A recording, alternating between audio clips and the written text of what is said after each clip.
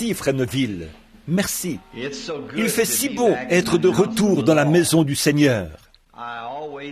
J'aime toujours revenir au tabernacle. Peu importe où je vais, il y a quelque chose qui fait que j'aime revenir à ce bon vieil endroit. C'est simplement, cela a été ma première église, et c'est la seule dont j'ai été pasteur. Et il fait simplement bon revenir ici, une fois de plus. Et je crois qu'en ce glorieux matin, où le soleil refusera de briller, et où les étoiles retireront leur éclat, je crois que ce jour-là, quelques-uns de ceux qui seront là, qui auront été lavés dans le sang de l'agneau, viendront de ce tabernacle. J'attends ce moment-là. En traversant le bureau à l'instant, j'ai rencontré Sir Argenbright, qui est là derrière. Il me disait qu'il y a ici des gens qui se trouvaient à la réunion de Kingston, qui séjournaient à ce moment-là. Et je suis si heureux de les avoir ici comme témoignage. Où qu'ils soient, s'ils veulent bien lever la main. Ceux qui étaient à la réunion de Kingston en Jamaïque. Simplement, oui, là-bas derrière. Bien, c'est très bien. Je remarque la carte postale d'Oral. Je suppose que vous avez déjà annoncé ces réunions. Ce n'est qu'hier que j'en ai connu les dates. Je pense que cela commence le 6, n'est-ce pas? Du 6 au 15. Frère Roberts à Louisville. Allez donc l'entendre. Frère Roberts est un de mes amis intimes et un vrai serviteur de Christ. Et je suis sûr que vous apprécierez ses messages, soir après soir. Et tandis qu'il priera pour les malades, je suis sûr que vous verrez Dieu agir, parce qu'il est un grand combattant de la foi. Frère Roberts l'est assurément, et un homme que Dieu utilise puissamment. Et son ministère s'est développé à partir de... Je me souviens que lorsque j'ai rencontré Frère Roberts pour la première fois, il était dans une petite tente toute usée à Saint-Louis, Missouri. Et j'étais... Non, à Kansas City, Missouri. Et j'étais à Kansas City, Kansas, dans une salle. Il a pris une place au premier rang. Après le service, nous sommes allés derrière pour parler. On m'a présenté à lui. Il est plus jeune que moi. Oral a juste dépassé la quarantaine. Et ainsi, il m'a dit, « Pensez-vous que Dieu m'entendrait si je priais pour les malades ?» J'ai répondu, « Frère, il entendra la prière de quiconque priera. » Eh bien, il s'y est mis. Il a dit, « J'y vais. » Et c'est un homme très intelligent. Il a fait l'université, 4 années de psychologie. Et je suis sûr c'est un homme brillant. Et il en est maintenant arrivé au point où il s'entoure de toute une équipe de conseillers, et ainsi de suite. Si bien que lorsqu'il prend la parole, il est bien préparé. Vous l'apprécierez vraiment, j'en suis sûr. Et maintenant, je voudrais donner un petit compte-rendu de ce que le Seigneur a fait lors de notre modeste petite réunion en Jamaïque et à Porto Rico. C'est étrange que je sois allé là-bas, parce que les appels affluaient. Comme Léo ici le sait, le téléphone, au cours d'une semaine, nous recevons certainement des appels provenant de centaines d'endroits qui veulent des réunions. Mais cependant, j'aime bien me sentir conduit à aller où je vais. Par exemple, si j'y vais parce qu'un homme m'a demandé de venir, alors j'y vais au nom de cette église ou de cette organisation. Si j'y allais parce que Frère Neville a dit que je devrais y aller, je serais obligé d'y aller au nom de Frère Neville. Mais j'aime y aller quand c'est Jésus qui envoie, afin d'aller au nom du Seigneur Jésus, rencontrer les gens. J'étais étendu sur le lit. Je me sentais un peu fatigué. Cette vallée, tôt ou tard, je devrais quitter cette vallée, parce que cela a un effet tellement nocif sur ma gorge que c'est à peine si je peux le supporter. Je peux m'en aller, puis revenir. Nous rentrions l'autre jour, Léo et moi, et à une distance d'environ 65 kilomètres. Après avoir été dans les marais en Floride, ma gorge était bien dégagée. Mais à environ 65 kilomètres de Louisville, voilà qu'elle s'est obstruée à nouveau. Frère Bankswood devrait être ici quelque part ce matin. L'autre jour, alors que nous revenions de Kingston et de Porto Rico, ma gorge était en parfaite condition là-bas. Je suis descendu de l'avion, elle allait toujours bien. Et avant même d'arriver à Jeffersonville, elle s'est obstruée à nouveau. Voyez-vous, c'est cette vallée. Ce sont des bactéries dans l'air. Ou bien alors, c'est Dieu qui essaye de m'éloigner. Ainsi, je ne comprends pas ça. J'ai prié et je l'ai demandé tant de fois. Mais quoi qu'il en soit, je venais de me réveiller. Il était environ 3 heures du matin. Et ma femme et mon petit garçon étaient endormis. Je me suis soulevé sur le côté du lit et j'ai vu un grand nombre de personnes qui s'étaient assemblées dans un vaste endroit. Et j'ai dit à Billy Paul, « Vas-y et donne des cartes de prière à ces gens. » Il a dit, « D'accord, papa. » Quelques minutes plus tard, il est revenu en disant, « On ne peut pas donner de cartes de prière à ces gens. » Il a dit, « Vois-tu cet homme debout ici ?» J'ai dit, « Oui. » Il a dit, « Il était de ce côté-ci. » Et j'ai dit, « Que tous ceux qui désirent une carte de prière lèvent la main. » Et il a ajouté, « Je suis allé pour lui donner une carte de prière. » Et il est parti ailleurs. Alors, je l'ai suivi. Et il s'est encore déplacé vers un autre endroit. Et maintenant, le voici tout au fond, de ce côté-ci. Il a dit, « Je ne peux même pas donner une seule carte de prière. » J'ai dit, « Eh bien, Billy, tu n'auras pas à distribuer de cartes de prière, parce qu'il y a tellement de place ici que tout le monde pourra... » Vous voyez, les cartes de prière servent à éviter la confusion et permettent de maintenir l'ordre. J'ai dit, « Oh, je peux prendre tous ceux qui sont là, et avec l'espace que j'ai, pas plus, je peux les aligner et prier pour eux un à un. » Et il a dit, « Très bien. » Et il s'est tourné vers la droite et s'est éloigné de moi. Je me suis retourné de ce côté-ci, tandis que lui s'en allait par là, et j'observais. Et j'ai entendu une voix venant du ciel qui disait, « Mais à ce moment, je commencerai à te magnifier. » J'ai regardé, et je n'avais jamais vu une telle foule. Ils accouraient de tous côtés. Et le nom de frère Roberts a été cité. La voix m'a dit, « Maintenant, frère Oral Roberts vient pour te voir. » J'ai dit, « De quelle manière dois-je saluer frère Roberts ?» La voix m'a dit, « Exactement de la même manière qu'il te saluera. » Eh bien, j'ai vu venir frère Roberts, vêtu d'un complet noir, avec un petit chapeau comme porte Bing Crosby, un petit peu retourné et enfoncé, un petit chapeau noir. Et je me tenais là, un peu surélevé. Levant les yeux vers moi, il a dit, « Bonjour, frère Branham. » J'ai dit, « Bonjour, frère Roberts. » Et lui ai serré la main. Il a dit, « Vous avez une jolie foule. » J'ai dit, « En effet, il y a bien du monde, frère Roberts. » Et il s'en est allé comme Bill l'avait fait, vers la droite. Et j'ai pensé, d'où vais-je leur parler? Je me suis alors déplacé partout, essayant différents endroits. De la façon dont j'étais placé, quelque part en bas, je ne pouvais pas voir de quel endroit je pourrais leur parler. Quelqu'un a dit, « Mais venez par ici. » J'ai dit, « Eh bien, on ne peut guère mieux voir de là. » Et je me suis mis en route pour traverser l'endroit. Et je me suis souvenu de ceci. Et j'ai dit, « Le principal pour moi, c'est de rester humble dans mon cœur, toujours, devant Dieu et devant ses enfants. » Et je suis sorti de la vision. J'ai pensé, qu'est-ce que cela signifie? Cela signifie peut-être que nous allons avoir une telle... Où est-ce? Où cela se produira-t-il? Vous voyez, parfois dans les visions, il ne vous indique pas l'endroit exact. Il parle simplement, et vous, c'est comme une sorte de parabole. Je suis sûr que vous qui lisez la Bible, vous comprenez cela. Ensuite, je suis allé dans la pièce de devant et me suis assis un moment. Il était environ 3h30 ou 4h du matin et le sommeil a commencé à me gagner. Je suis retourné m'allonger et j'ai fait un rêve. C'était un rêve des plus étranges. La plupart d'entre vous connaissent l'un des organisateurs, Jack Moore, frère Jack Moore. Je le connais depuis des années. J'ai eu l'impression que je sortais avec sa fille, une jeune fille d'environ 17 ans, et que je la prenais par la main, lui faisant gravir la colline. La petite Jackie, eh bien, je la connais depuis le temps où elle était un nourrisson. Je la conduisais donc en haut de la colline. J'ai parcouru une distance équivalente à 3 pâtés de maison en gravissant la colline avec cette fille. Et nous sommes arrivés sous un gros arbre. Et elle s'est assise. Et comme beaucoup des jeunes adolescentes d'aujourd'hui, qui portent ces jupes, vous savez, ce genre de jupe ample, elle portait ce genre de jupe. Elle prend donc sa petite jupe, elle l'étale un peu et s'assoit.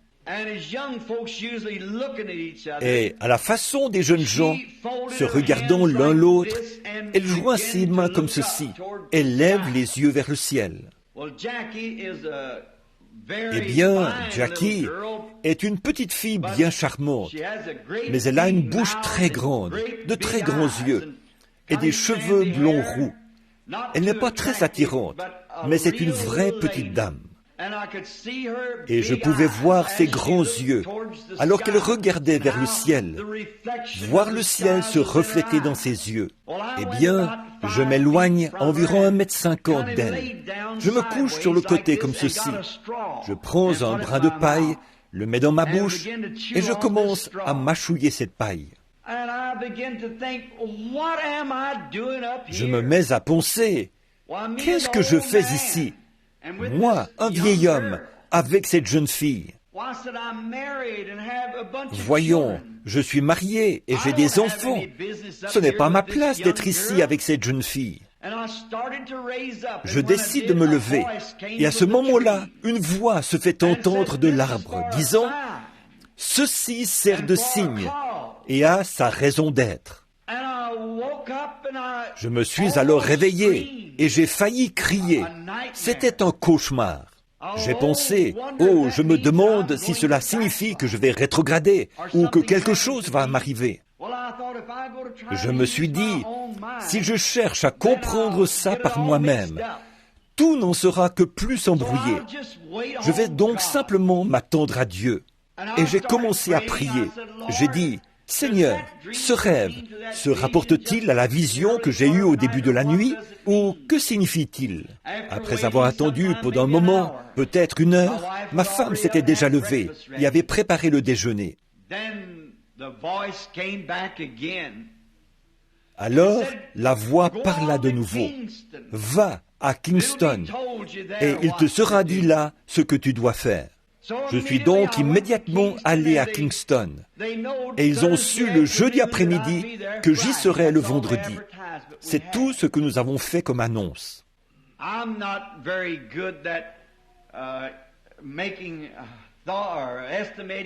Je ne suis pas fort pour évaluer les foules. Habituellement, j'exagère. Mais le premier soir, je dirais qu'environ 1200 personnes sont venues, parce qu'il n'y avait qu'un jour de préavis.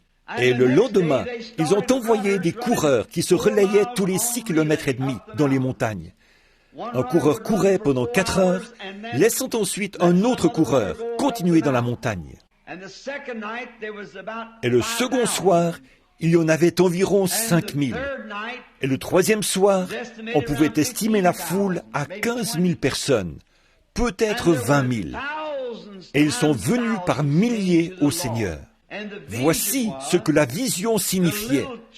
La petite église, la jeune fille était vierge, juste une enfant. Et cela représentait la virginité de l'église. Et les 3 pâtés de maison en gravissant la colline représentaient mes 3 jours de ministère là-bas.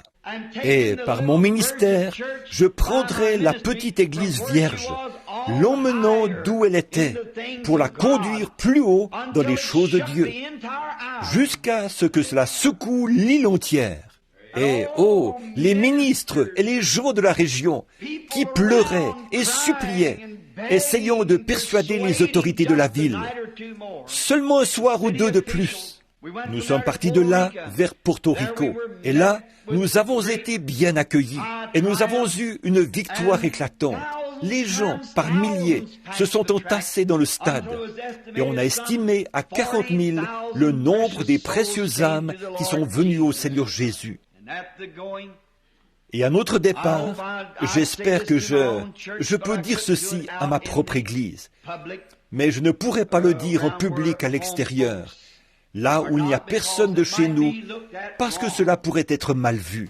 Mais j'ai ici, sur un bout de papier, le nom du juge qui a prononcé la locution au moment de notre départ. J'ai ça ici, lui et ses assistants. Et il a dit, « Nous avons eu l'honneur d'avoir sur l'île la visite de plusieurs prédicateurs. Il a dit, quand M.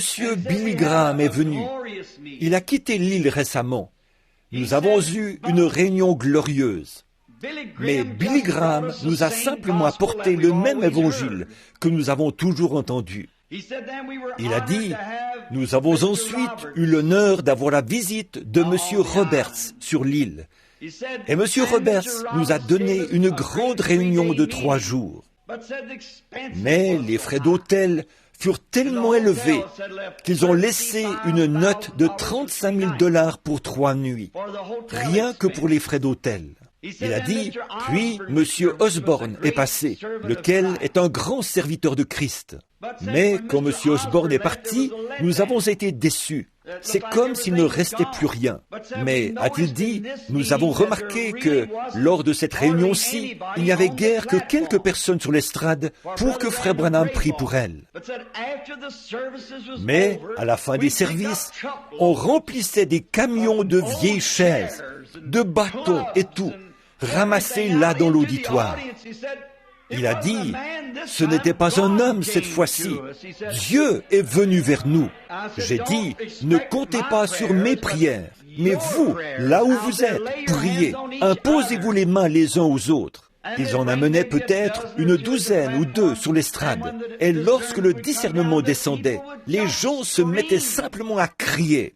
Nous avons logé dans un hôtel de 4e classe et nous avons payé tous nos frais de séjour et de déplacement nous-mêmes. Vous y avez vous-même contribué avec les dîmes que vous m'envoyez. C'est grâce à cela. Et je veux que vous sachiez que dans toutes ces choses, il y a une part qui vous revient. Et dans le grand jour glorieux à venir, Dieu vous récompensera. Voyez-vous, vous n'aviez pas... Si la personne elle-même va accomplir quelque chose, alors, vous voyez, lorsque la personne s'en va, il pense, quelle déception, Dieu nous a quittés. Dieu ne vous quitte pas, il est toujours avec vous. Voyez-vous, vous êtes tout aussi impliqué là-dedans que n'importe qui. Dieu peut utiliser une personne pour un certain ministère, mais cela ne signifie pas que cette personne ait des droits spéciaux sur Dieu. Cela dépend de votre propre foi en Dieu. Et les gens se rendaient là-bas dans des espèces de poussettes fabriquées avec des roues de voitures d'enfants sur lesquelles on mettait une planche. Ils étaient étendus là-dessus et on les roulait à l'intérieur. Alors, quand le service était terminé et que les gens avaient dégagé le champ de course, une équipe venait ramasser avec un chariot des petites voitures à bras, de grosses chaises, des bâtons, des couchettes et des lits que les gens avaient abandonnés sur place, parce que la présence du Seigneur était là. C'est ce que nous voulons voir. L'homme n'a alors rien à voir là-dedans. C'est Dieu qui agit. En revenant ici, c'est juste dans le but d'aider que ce matin, dans quelques minutes, je vais vous parler. Et j'ai demandé aux garçons de ne pas laisser sortir la bande. Pendant 3 jours, je me suis creusé la tête pour savoir de quoi j'allais parler. Et ce matin, avant de partir, j'ai senti dans mon cœur que je devais mettre l'Église sévèrement en garde. Et je leur ai dit, enregistrez les bandes, mais ne les mettez pas en vente. Mais auparavant, j'aimerais juste vous donner un petit témoignage qui puisse vous faire du bien. Moi, cela m'a fait du bien.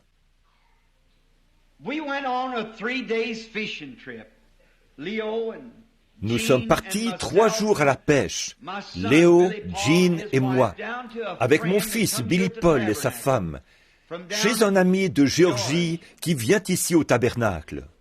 Et ils nous ont emmenés dans une région marécageuse.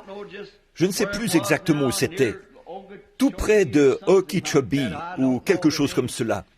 Je ne connais pas le nom que les Indiens séminoles lui ont donné. Mais quoi qu'il en soit, nous avions fait bien des kilomètres. Et frère Evans, son frère est un inconverti. Et c'est un grand amateur de pêche. Il est allé là-bas dans les marais il y a quelques mois. Il y a là ce qu'ils appellent le ground rattler. Et un ground rattler l'a mordu. C'est tout juste s'il en a réchappé.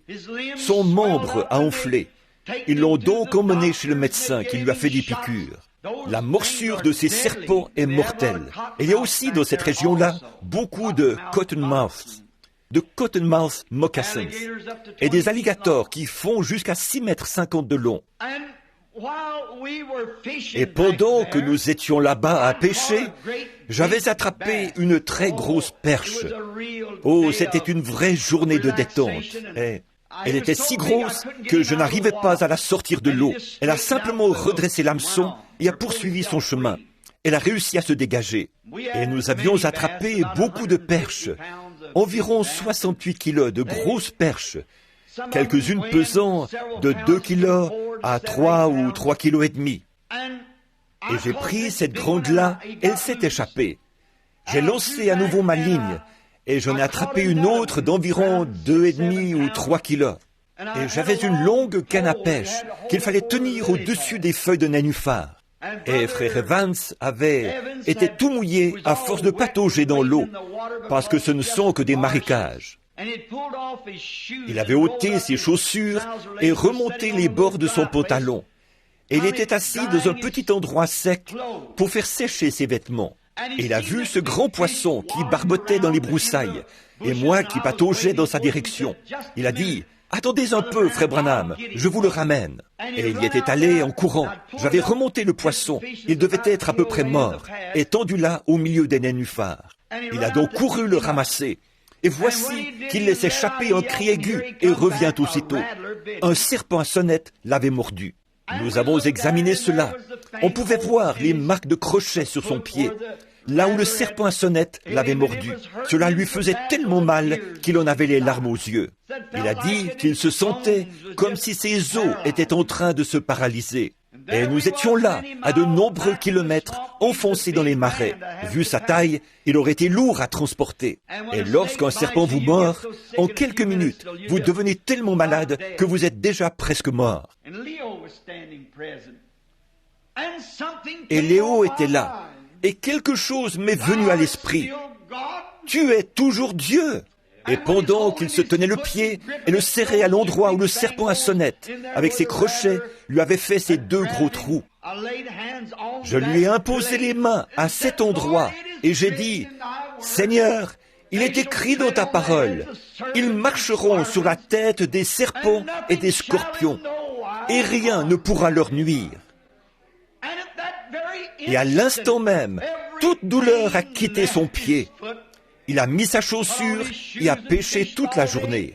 Ce soir-là, en rentrant, il a raconté la chose. Et on lui a dit: « Vous feriez mieux d'aller voir un médecin. » Il a répondu: « Si Dieu m'a protégé jusqu'ici, il prendra soin de moi pour le restant du chemin. » Nous avons pêché 3 jours sans qu'il y ait de suite fâcheuse. Dieu est toujours Dieu. Il tient chaque promesse. Et dans tout mon ministère, c'est la première fois que je vois Dieu intervenir pour une morsure de serpent. Parce que c'était la première occasion que j'avais de prier pour quelqu'un qui était mordu par un serpent. Cela vous montre simplement qu'il tient toutes ses promesses et que ses paroles sont bonnes et vraies. Amen. N'oubliez pas les services de ce soir et de mercredi prochain, et priez pour quelqu'un qui a vraiment besoin de prière, moi. Et rappelez-vous d'aller à la réunion de frère Roberts quand il viendra en ville, et apportez-lui les salutations du tabernacle. Avant de lire les Écritures, j'aimerais que nous nous levions une minute.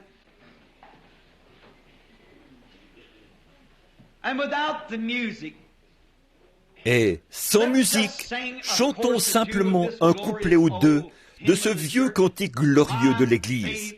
Ma foi regarde vers toi. Très bien, que tout le monde se joigne à moi maintenant et chantons-le. Ne pensez pas à la façon dont vous chantez. Chantez simplement pour la gloire de Dieu. Pourrais-tu l'entonner, frère Neville?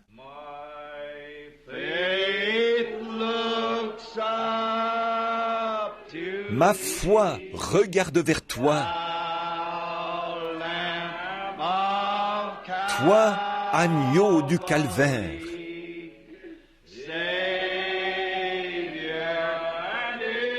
Sauveur divin.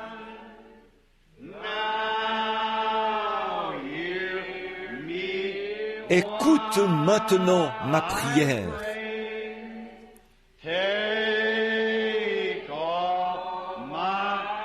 efface mon péché.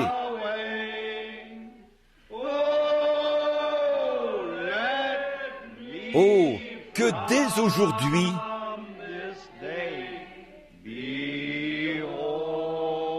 je sois tout à toi.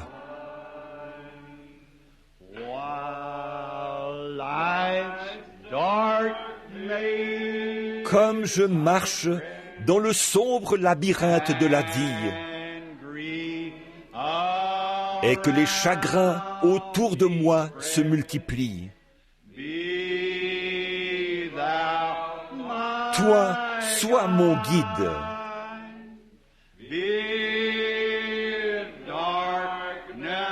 Ordonne que les ténèbres se changent en jour.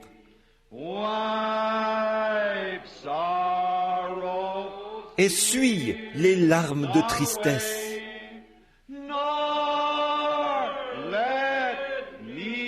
Que je ne m'égare plus jamais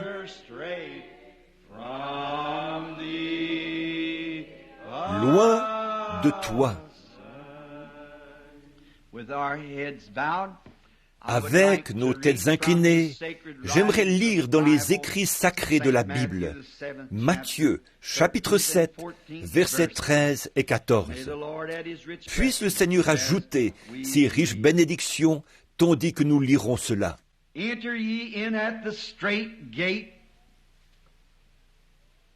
Entrez par la porte étroite, car large est la porte, spacieux est le chemin qui mène à la perdition. Et il y en a beaucoup qui entrent par là. Mais étroite est la porte, resserrez le chemin qui mène à la vie. Et il y en a peu qui les trouvent. Prions. Ô Dieu, toi qui as ramené le Seigneur Jésus de la mort et du tombeau, et qui l'a offert comme sacrifice vivant pour nous ce matin, nous te consacrons humblement nos vies à nouveau, songeant combien tu t'es soucié de nous. Lorsque nous étions encore des pécheurs, morts par le péché et par nos transgressions, tu as envoyé ton Fils unique dans une chair semblable à celle du péché, pour servir de propitiation pour nos péchés, afin que l'innocent, souffrant pour les coupables, puisse nous réconcilier et nous ramener dans la communion avec toi. God, if there is sin in our midst this morning, et, ô Dieu, s'il y a du péché au milieu de nous ce matin, quelque chose qui puisse empêcher le Saint-Esprit d'apporter le message de Dieu à chacun de nos cœurs, nous te prions humblement, Seigneur, de nous pardonner nos transgressions. Purifie-nous par le sang du Seigneur Jésus. Nous savons en nous-mêmes que nous ne sommes rien, et nous confessons que nous ne sommes rien. Mais toi, tu es saint, tu es véritable, tu es justice, tu es la source même de la miséricorde. Et aujourd'hui, nous y venons humblement en rampant, comme des âmes pénitentes.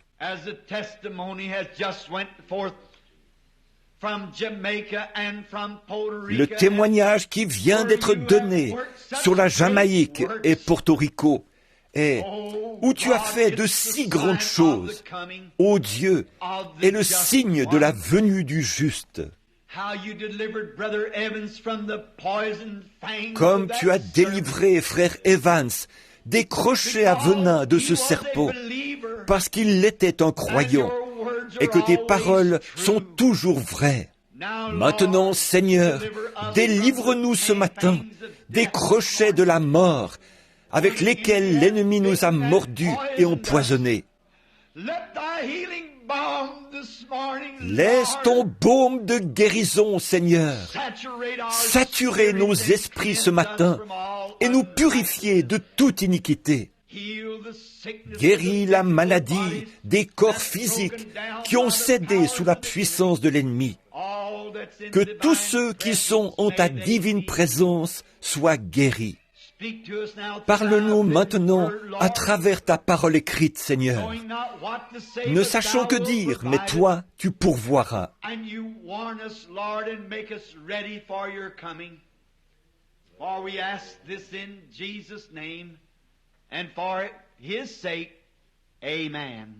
Et mets-nous en garde, Seigneur, et prépare-nous pour ta venue, car nous le demandons au nom de Jésus et par amour pour lui. Amen. Je prends toujours un peu de retard pour avoir attendu comme maintenant. Il me semble pourtant que ceux qui ont participé à l'école du dimanche sont sortis. Mais il y a quelque chose qui se passe lorsque je reviens à la maison. J'ai toujours l'impression que j'ai beaucoup de temps. Vous savez, nous sommes toujours trop pressés. Nous allons donc simplement croire Dieu. Our Lord was giving this stern warning to the people of His generation. Notre Seigneur donnait cet avertissement sévère aux gens de sa génération, des gens très religieux. And He said, "Straight is the gate." Il leur a dit, « Étroite est la porte, et resserrez le chemin qui mène à la vie. Et il y en aura peu qui l'y trouveront. » Maintenant, ce n'était pas qu'ils n'étaient pas religieux, ils étaient très religieux. Et parce qu'ils avaient mis leur confiance dans l'Église et dans certains credos et dénominations, et qu'ils avaient cru, jusqu'à un certain point, en Dieu, ils pensaient que tout allait bien. Mais il était en train de leur dire qu'il y en aurait peu qui entreraient. Et je me demande ce matin si je ne pourrais pas comparer cette génération-là à celle-ci. Voyez-vous, c'était à la fin de la dispensation des Juifs, et il faisait allusion à différentes choses et à différentes fins de dispensation.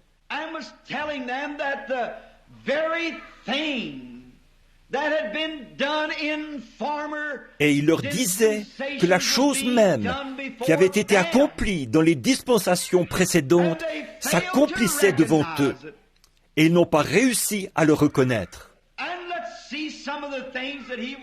Voyons quelques-unes des choses dont il leur parlait. For instance, could not believe that God was in that man. That was the biggest... Ils ne pouvaient pas, par exemple, croire que Dieu était dans cet homme-là. Pour eux, le plus grand obstacle à surmonter, c'était le fait que lui, qui était un homme, se faisait pourtant Dieu. They could not see how God could dwell in human flesh.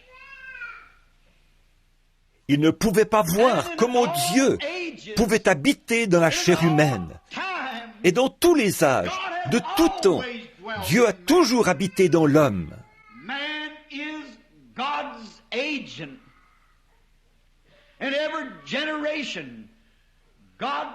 L'homme est l'agent de Dieu.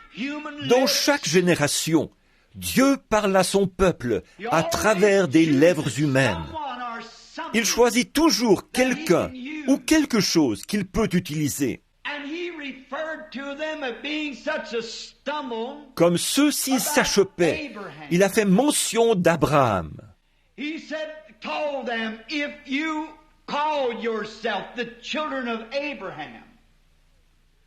Il leur a dit, « Vous prétendez être les enfants d'Abraham, mais Abraham, votre père, a vu mon jour, et il s'est réjoui. » Abraham, le prophète.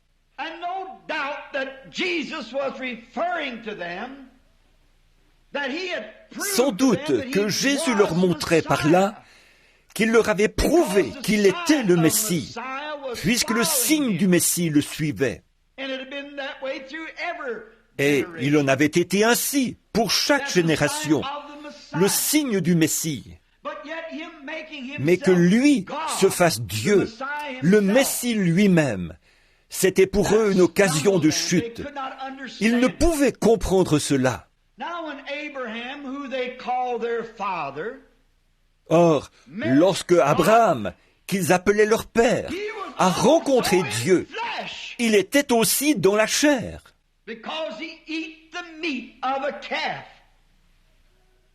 Parce qu'il a mangé de la viande de veau, du pain de maïs avec du beurre et bu du lait, en présence d'Abraham. Et pourtant, il était Dieu. Abraham l'a reconnu comme étant Dieu et l'a appelé Elohim, soit le Tout-Puissant Jéhovah. Un homme qui portait des vêtements avec de la poussière sur son corps et qui s'est assis à l'ombre d'un arbre et a mangé de la viande et bu du lait. Et puis, ces Juifs-là, froids, au cœur cruel, égoïstes, propres, justes, ne pouvaient croire qu'il fût le Fils de Dieu. Et ils appelaient Abraham leur père.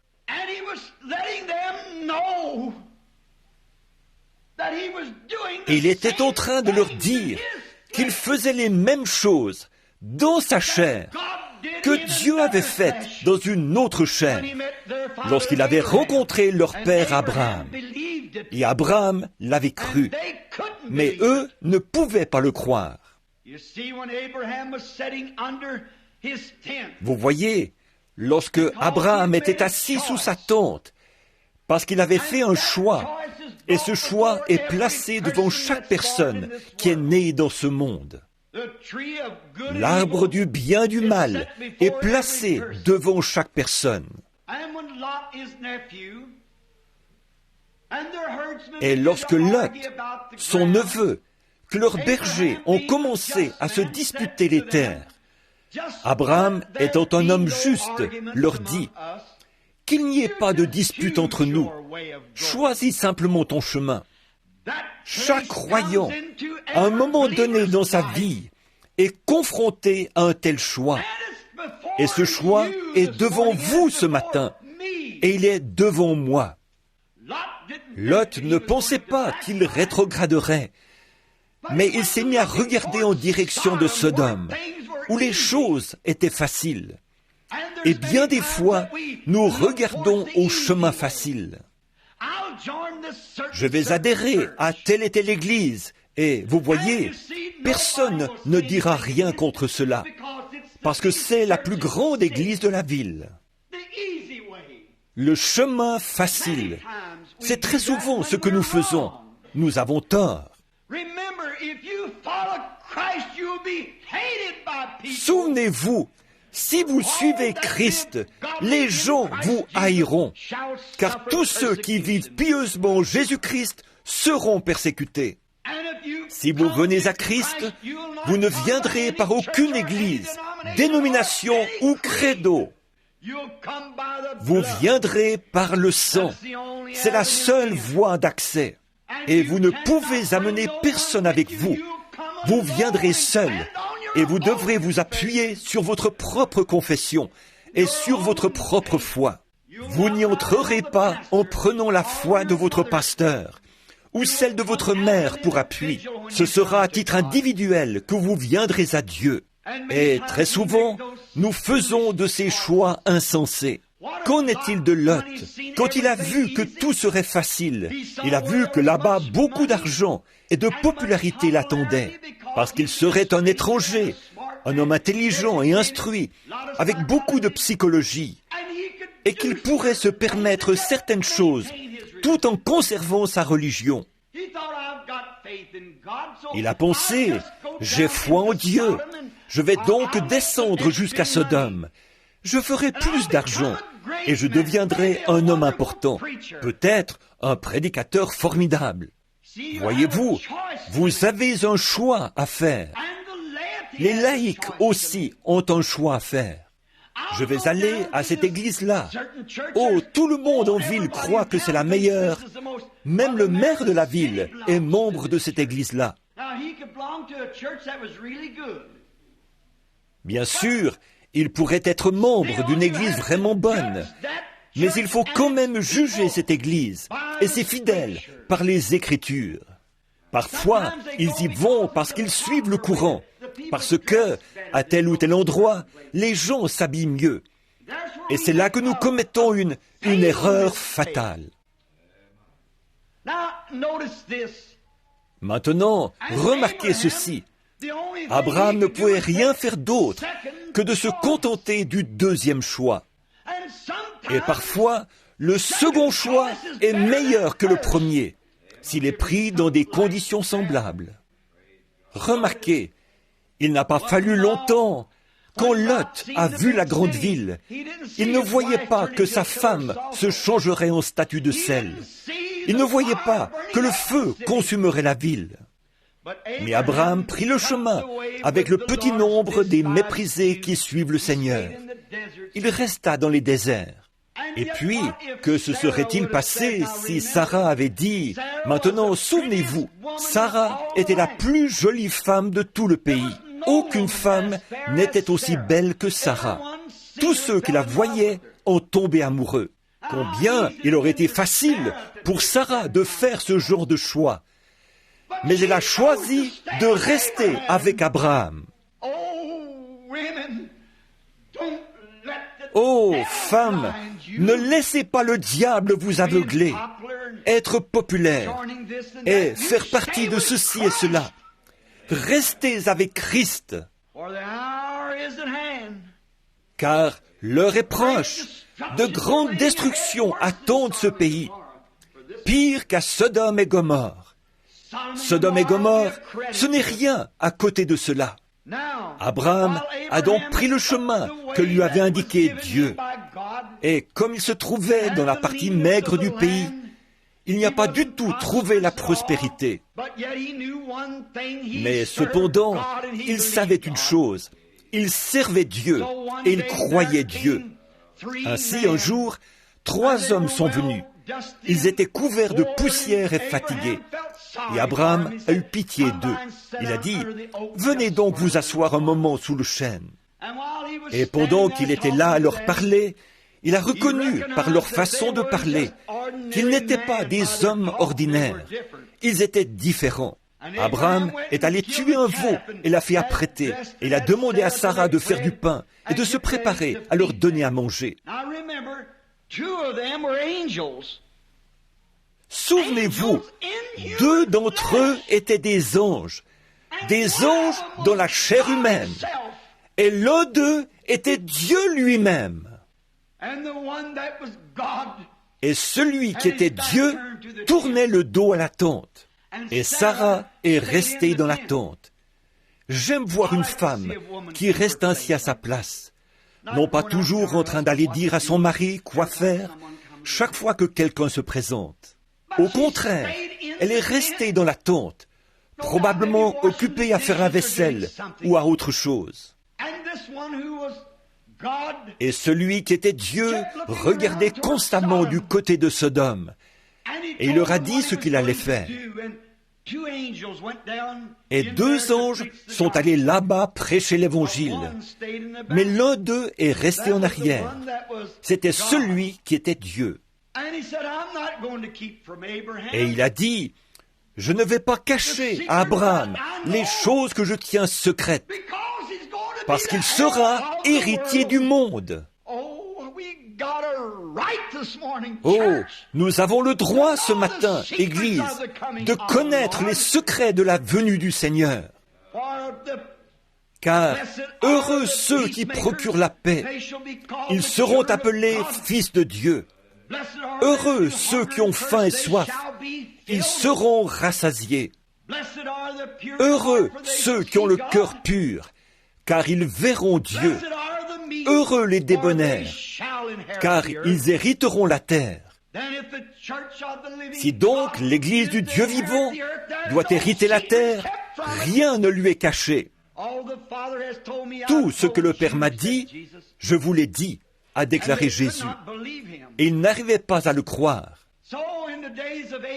Il a donc fait référence à l'époque d'Abraham, leur disant que, tandis qu'Abraham parlait avec l'ange, et que celui-ci avait le dos tourné à la tente, l'ange a dit à Abraham qu'il allait le visiter en lui accordant un enfant.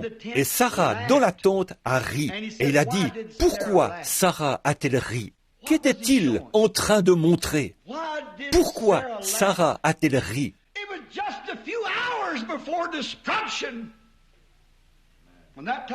Cela s'est produit juste quelques heures avant la destruction.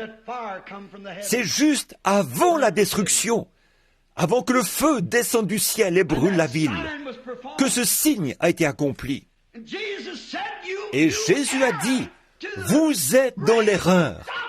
Aux grands docteurs en théologie, à une nation religieuse, composée littéralement de millions de croyants, il a dit, vous êtes dans l'erreur, parce que vous ne connaissez ni les Écritures, ni la puissance de Dieu. À une génération comme celle-là, formée d'hommes qui avaient reçu une solide formation, des érudits ayant grandi dans l'Église. Lorsqu'un enfant naissait, il était la propriété de l'Église. Vous deviez être un Israélite. 8 jours après la naissance, c'était la circoncision, et vous étiez Israélite dès le départ. Et le sacerdoce appartenait aux Lévites, qui avaient été formés pendant des centaines d'années dans les Écritures. Cependant, Jésus a dit, vous êtes dans l'erreur, parce que vous ne connaissez pas les Écritures. Ils les connaissaient d'après leur propre livre d'études. Ils les connaissaient d'après leur catéchisme, d'après leur propre théologie. Mais Jésus a dit, vous ne connaissez pas les Écritures et vous ne connaissez pas la puissance de Dieu non plus. Si vous aviez connu Abraham, vous m'auriez connu. Si vous étiez les enfants d'Abraham, vous me connaîtriez. Parce qu'Abraham s'est réjoui quand il a vu mon jour, car il l'avait vu à l'avance. Lorsque j'étais là, devant lui, dans un corps de chair, et que j'ai accompli ceci, il a su que c'était moi, et m'a appelé Elohim. Mais voici que je fais la même chose devant vous, et vous m'appelez Belzébul. Oh, disait-il, nous avons Abraham pour père. Vous appelez Abraham votre père? On lui a dit, mais nous sommes membres de l'Église, nous sommes une nation religieuse, nous sommes un grand peuple, nous sommes le peuple de Dieu. Jésus a dit, vous êtes du diable, il est votre père. Combien je pourrais comparer cette génération-là à celle-ci, alors qu'aujourd'hui, il y a littéralement des millions de gens qui professent le christianisme et qui n'en connaissent pas plus au sujet de Dieu qu'un Hottentot n'en connaîtrait au sujet d'une nuit égyptienne. Des hommes et des femmes aujourd'hui, il y en a littéralement des millions qui professent être chrétiens, qui se réclament de Christ, mais qui ne connaissent pas les rudiments de la puissance de sa résurrection. Et n'ont jamais goûté sa bonté. Ils n'ont jamais senti sa puissance. Devant la vérité, ils sont aveuglés. Il a dit, vous êtes des aveugles, qui conduisent des aveugles. Si un aveugle conduit des aveugles, ne tomberont-ils pas tous dans une fosse? Et puis, il se disait, nous sommes chrétiens, nous sommes croyants, nous faisons partie de ce qu'il y a de mieux comme Église. Nos rabbins sont les meilleurs érudits qui soient. Et malgré tout, Jésus leur a dit qu'ils ne connaissaient même pas les Écritures. Voyez-vous comment Dieu a caché cela aux yeux des sages et des intelligents et l'a révélé aux enfants, lesquels sont disposés à apprendre?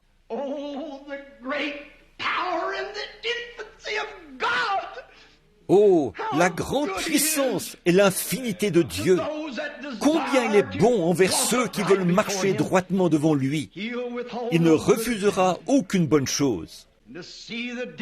Et de voir aujourd'hui comment notre nation, notre monde est corrompu de la même manière. Jésus voulait les remettre bien d'aplomb. Il disait, « Oh, Abraham est notre Père, et nous serons dans la gloire. Ne t'inquiète pas, parce que nous croyons en Dieu. Nous sommes des professeurs, et nous croyons en Dieu, et nous enseignons notre peuple. Et toi, qui es-tu pour te présenter ici avec un petit signe mystérieux? Essaye de prétendre que ça, c'est Dieu. Tu n'es rien d'autre qu'un Belzébul. » Voilà. Ils avaient leur credo et leur dénomination. Jésus leur a dit, Vous êtes du diable. Pensez-y. Et je comparerai cette génération à celle d'aujourd'hui, alors que nous en avons des millions qui adhèrent aux églises. Nous en avons des dizaines de milliers, et Dieu descend pour vivre à nouveau dans son Église, et pour faire les mêmes choses qu'il a faites à ce moment-là, démontrant ainsi qu'il est le même, hier, aujourd'hui et pour toujours. Et les gens s'en détournent constamment, certains pour être populaires, d'autres pour ne pas avoir à faire de choix. Pourtant, c'est impérieux. Vous devez faire un choix. Vous ne pouvez pas rester neutre. Vous devez dire oui ou non. Vous ne pourrez pas repasser cette porte en étant la même personne que vous étiez en entrant. Impossible. Vous avez un choix à faire. Faites-le pour Christ ce matin. Ils s'imaginaient que tout ce qui faisait partie de l'Église serait sauvé. Jésus a dit, « Étroite est la porte, resserrez le chemin, et il n'y en aura que peu qui les trouveront. » Laissez-moi vous mettre en garde ce matin, Église. Faites attention. Cela prend du temps aujourd'hui, au milieu de cette génération de propres justes et de vaniteux, pleine d'hypocrisie dans laquelle nous vivons. À l'heure où les hommes et les femmes sont là dans les églises, assis sur leurs bancs, à chanter des cantiques à Dieu, et sortent ensuite de cette église pour fumer des cigarettes, et boire du whisky, et aller danser, et vivre pour le monde, et faire des plaisanteries grossières et obscènes, et se prétendre chrétiens. Lorsque des hommes et des femmes peuvent repartir de la chair, ou de l'église, et du lieu où se trouve la puissance de la résurrection, où ce même signe messianique se manifeste parmi eux, sans être devenus de nouvelles créatures en Christ, il y a quelque chose qui ne va pas. Les journaux ont beau le diffuser, d'une côte à l'autre, de long en large, depuis les régions glaciales du nord jusqu'aux jungles tropicales du sud. Dieu a beau l'envoyer, les gens lui tournent constamment le dos. Alors, que pouvons-nous dire? Que pouvons-nous faire? Nous en revenons aux Écritures où il a déclaré « Étroite est la porte, resserrez le chemin, et il n'y en aura que peu qui les trouveront. » Il a dit, ce qui arriva du temps de Noé arrivera de même à la venue du Fils de l'homme. Écoutez, du temps de Noé, la terre était peuplée à peu près comme aujourd'hui. La science d'alors surpassait la nôtre. Ils ont construit des sphinx, des pyramides, et ont fait des choses que nous ne pouvons pas faire aujourd'hui. C'était un peuple remarquable, d'une intelligence inouïe.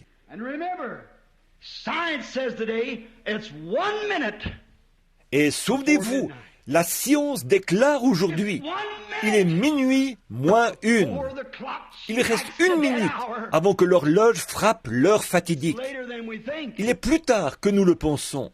J'ai confiance que le Saint-Esprit fera pénétrer ceci profondément dans le cœur de chaque croyant. C'est comme du temps de Noé. Combien ont été sauvés du temps de Noé sur cette génération? 8. 8 sur bien des millions. Il a dit, il en sera de même à la venue du Fils de l'homme. Et comme il en était du temps de Sodome, il en sera de même à la venue du Fils de l'homme. Sur ces dizaines de milliers, 3 ont été sauvés. Vous me direz, mais alors, prédicateur, qu'en est-il de tous ces milliers qui viendront avec lui? Oh là, frère, il a fallu bien des générations pour les rassembler. Je serais surpris qu'il en sorte une douzaine de cette génération-ci. Étroite est la porte, et resserrez le chemin, et il n'y en aura que peu qui les trouveront. Oh, je sais ce que disent les églises. Si vous inscrivez votre nom sur le registre et devenez membre, vous êtes tranquille. Il n'y a rien de tel dans les Écritures. Si tout ce qui a son nom sur le registre d'une église, il y en aura des milliards de milliards de milliards. Tout entrera. À ce moment-là, toutes sortes d'esprits y seront. Et dans quel état sera le ciel? Pensez-y maintenant. Quelqu'un pourrait me dire, mais une minute, frère Branham, un tel et un tel, je les ai entendus parler en langue, je sais qu'ils y parviendront. Cela ne veut pas du tout dire qu'ils y parviendront. Paul a dit, dans 1 Corinthiens 13, « Quand je parlerai la langue des hommes et des anges, si je n'ai pas l'amour, je ne suis rien. » Oh, j'ai été à la réunion d'un tel. Oh, il a fait de grands miracles. Je l'ai vu rendre la vue aux aveugles. Il pourrait néanmoins être perdu. Beaucoup viendront à moi en ce jour-là et diront, « Seigneur, n'ai-je pas prêché en ton nom, prophétisé? N'ai-je pas en ton nom chassé les mauvais esprits? N'ai-je pas en ton nom fait beaucoup de miracles? » Il dira, « Retirez-vous de moi, vous, ouvriers d'iniquité, je ne vous ai même pas connu. » Étroite est la porte, resserrez le chemin, et il y en aura peu qui les trouveront. Laissez-moi vous donner quelques chiffres qui vont vous secouer. Au dire de la médecine, il y a dans la ville de Chicago, selon les statistiques des docteurs, 30 000 cas d'avortement, rien que dans Chicago en 30 jours. Ce sont les cas qu'ont pu dénombrer les médecins. Combien de ces petites pilules et de ces choses qu'elles prennent sont des avortements? Les statistiques indiquent qu'aux États-Unis, il y a plus de naissances d'enfants illégitimes que d'enfants nés dans les liens sacrés du mariage. Saviez-vous que la Bible déclare, dans Deutéronome 14, 2, que s'il y a un enfant illégitime, il faudrait 400 ans pour que cela s'éteigne? Les enfants des enfants des enfants des enfants de leurs enfants ne peuvent pas se tenir dans l'assemblée du Seigneur pour 400 ans, 10 générations. 40 ans représentent une génération. Si son arrière-grand-père était un enfant illégitime, il est disqualifié. Alors quoi? Montrez-moi où cela a été changé. Où est-ce que cela nous amène? Et maintenant, nous avons ces enfants illégitimes à cause de l'adultère et des femmes pécheresses allant dans la rue habillées comme des hommes, ce qui est une abomination aux yeux de Dieu.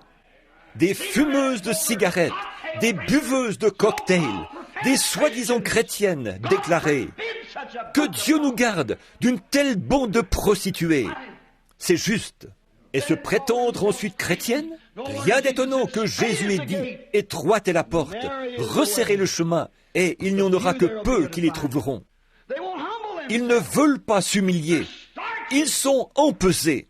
Regardez, lorsqu'on a parlé à David du péché qu'il avait commis, il s'est vite repenti. Et Dieu l'a aimé pour cela.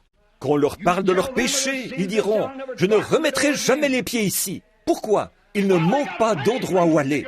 Ils peuvent aller dans ces repères d'illégitimes, là où on tolérera de telles choses. Mais il est temps que les prédicateurs revêtent l'armure complète de Dieu et prêchent la parole sans faire de compromis. L'Évangile. Les hommes devraient s'humilier. Il n'y a plus de sincérité parmi les chrétiens. Ils veulent dire, je suis méthodiste, je suis baptiste, je suis pentecôtiste. Cela ne représente pas plus que ça pour Dieu. J'ai parlé en langue, j'ai accompli des miracles. Nous mettons tout l'accent sur cela, alors que c'est une des choses les plus aveuglantes qu'on puisse faire. Certainement, la pluie tombe sur les justes comme sur les injustes. L'eau arrose la moisson, tout comme elle arrose les mauvaises herbes. Roy, la même pluie, le même Saint-Esprit peut descendre sur les gens. Ça ne veut pas dire pour autant, leur nature doit être différente à partir de l'intérieur. Non pas une manifestation ou une démonstration extérieure, mais l'Esprit du Dieu vivant à l'intérieur qui fait de cette personne une nouvelle créature, qui humiliera son cœur devant Dieu. Vous me direz, prédicateur, vous voulez me dire que vous doutez qu'il y en ait une douzaine sur les millions, sur ces 4 milliards qui peuplent la terre? Je doute qu'il y en ait une douzaine qui soient dans l'enlèvement. Pensez-y. Je suis en train de vous dire ce que Jésus a dit ici dans l'Évangile. Pensez-y. À quoi cela a-t-il abouti? Parce que l'immoralité s'est répandue parmi les gens. Des enfants illégitimes ont commencé à venir au monde. Cela leur ferme l'accès. Voyez-vous, nous pourrions rester ici pendant des heures à situer correctement ces choses. Et vous pourrez voir que nous vivons dans une génération complètement pourrie, formée de gens corrompus et damnés. Rien d'étonnant qu'ils ne puissent pas voir les signes. Rien d'étonnant qu'ils refusent d'entendre l'Évangile. Ils sont endurcis et pourtant si religieux et si pieux. Jésus n'a-t-il pas dit, l'Esprit dit expressément que dans les derniers jours, ils seront emportés, enflés d'orgueil, aimant le plaisir plus que Dieu. Déloyaux, intempérants, cruels et ennemis des gens de bien, ayant l'apparence de la piété. Voyez-vous? Oh, vous pouvez crier, certainement. Vous pouvez parler en langue, certainement. La foi chassera les démons, certainement. Mais ce n'est pas ce dont nous parlons. Alors vous me direz, frère Branham, quel est le signe distinctif d'un chrétien? Qui sera sauvé? Le serez-vous, frère Branham? Je m'en remets à Dieu pour cela. Je ne sais pas. Je crois l'être. Je compare quotidiennement ma vie avec la parole. Si elle n'est pas à la hauteur par rapport à cette parole, alors quelque chose ne va pas. Je dois revenir sur mes pas et redresser la chose. Mais dites, frère Branham, lorsque les gens parlent en langue, cela ne veut-il pas dire qu'ils sont sauvés? Non, monsieur, absolument pas. J'ai entendu différentes sortes de sorciers parler en langue. Que d'absurdité. J'ai vu des gens parler en langue et vivre avec la femme d'un autre homme. J'ai vu des gens parler en langue et sautiller, crier comme s'il y avait le feu. Et ensuite, aller faire des transactions malhonnêtes, voler, dire des mensonges et tout. Comment pouvez-vous vous attendre à cela? Non, monsieur. Ils font partie de l'Église. Ils sont diacres à l'Église, pieux au possible. Pensez-vous qu'ils achèteraient de l'essence le dimanche? Non. Mais le lundi, ils commettront quelque action déloyale, dégoûtante ou mesquine.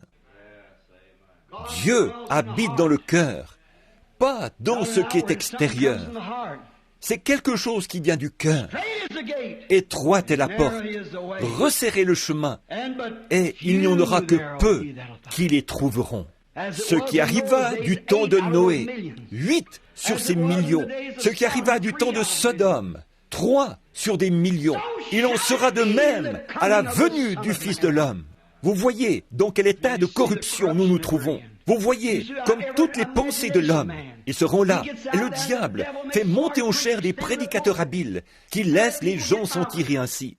L'autre jour, une personne m'a dit, « Je ne voudrais pas vous avoir à ma chair. Mes femmes perdraient la tête à cause de vous. » Non, c'est déjà le cas. Ça leur remettrait les idées en place. Si on leur disait de cesser de porter ces vêtements et toutes ces choses, eh bien, quelqu'un doit le faire. J'ai dit à ma femme, ai-je perdu la tête, moi aussi? Est-ce que je suis fou? Mais qu'est-ce qui m'arrive? Il y a quelque chose en moi qui ne peut pas rester tranquille. Il faut que je le dise. Je ne me soucie pas de ce qu'on peut dire. Ils disent, vous allez ruiner votre ministère. Eh bien, tout ministère que ruinerait l'Évangile mérite d'être ruiné. Que Dieu nous donne le courage de prendre position pour la vérité et l'audace pour dire la vérité à ce sujet. C'est un péché, c'est une honte. Étroite est la porte, a dit Jésus, et resserrez le chemin. Et vous qui pensez que des millions, qui pensez que vous tous, méthodistes, baptistes, presbytériens, pentecôtistes, entreront, vous serez les dupes ce jour-là. Jésus a dit, beaucoup viendront et se mettront à table dans le royaume en disant, j'ai le droit d'être ici. Mais les enfants du royaume les jetteront dehors. Il y aura des pleurs, des gémissements et des grincements de dents. Mieux vaut faire l'inventaire ce matin, chrétien. Il y aura des dizaines de millions de milliards de chrétiens déclarés, faisant preuve de loyauté, qui manqueront la porte. Jésus l'a dit. Combien entreront? Je ne sais pas combien. La seule chose à faire, c'est de dire, « Oh Dieu, permets que je sois l'un d'entre eux. » C'est cela. Il est le juge. Permets que j'en sois. Vous me direz, frère Branham, comment donc peut-on reconnaître un chrétien? Je ne sais pas. Mais laissez-moi vous dire ce que dit l'Écriture. Certainement que ce qu'elle dit, vous le croyez.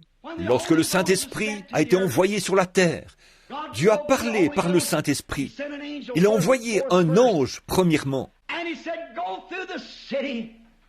Et il a dit, passe dans la ville, parmi le peuple, et fais une marque sur le front de ceux qui soupirent et qui gémissent à cause des abominations, ceux qui cherchent à corriger ces choses.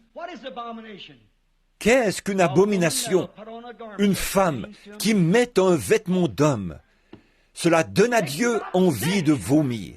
Vous est-il déjà arrivé de vous trouver en présence de quelque chose d'abominable? Combien cela peut donner envie de vomir? C'est insupportable. Une femme qui met un vêtement d'homme produit cet effet-là sur Dieu. Vous aurez beau faire partie de la chorale, vous aurez beau prier tous les jours, crier tous les jours, ou bien vivre pour Dieu tous les jours. Vous êtes condamné dans la présence de Dieu. C'est exactement ce que dit l'Écriture. Une abomination. Et ceux qui les encouragent à cela auront leur part avec eux. Que Dieu nous donne la grâce de nous élever contre de telles choses. Même si vous êtes forcés de faire cavalier seul, tenez ferme avec la parole de Dieu dans votre main. Elle ne faillira jamais.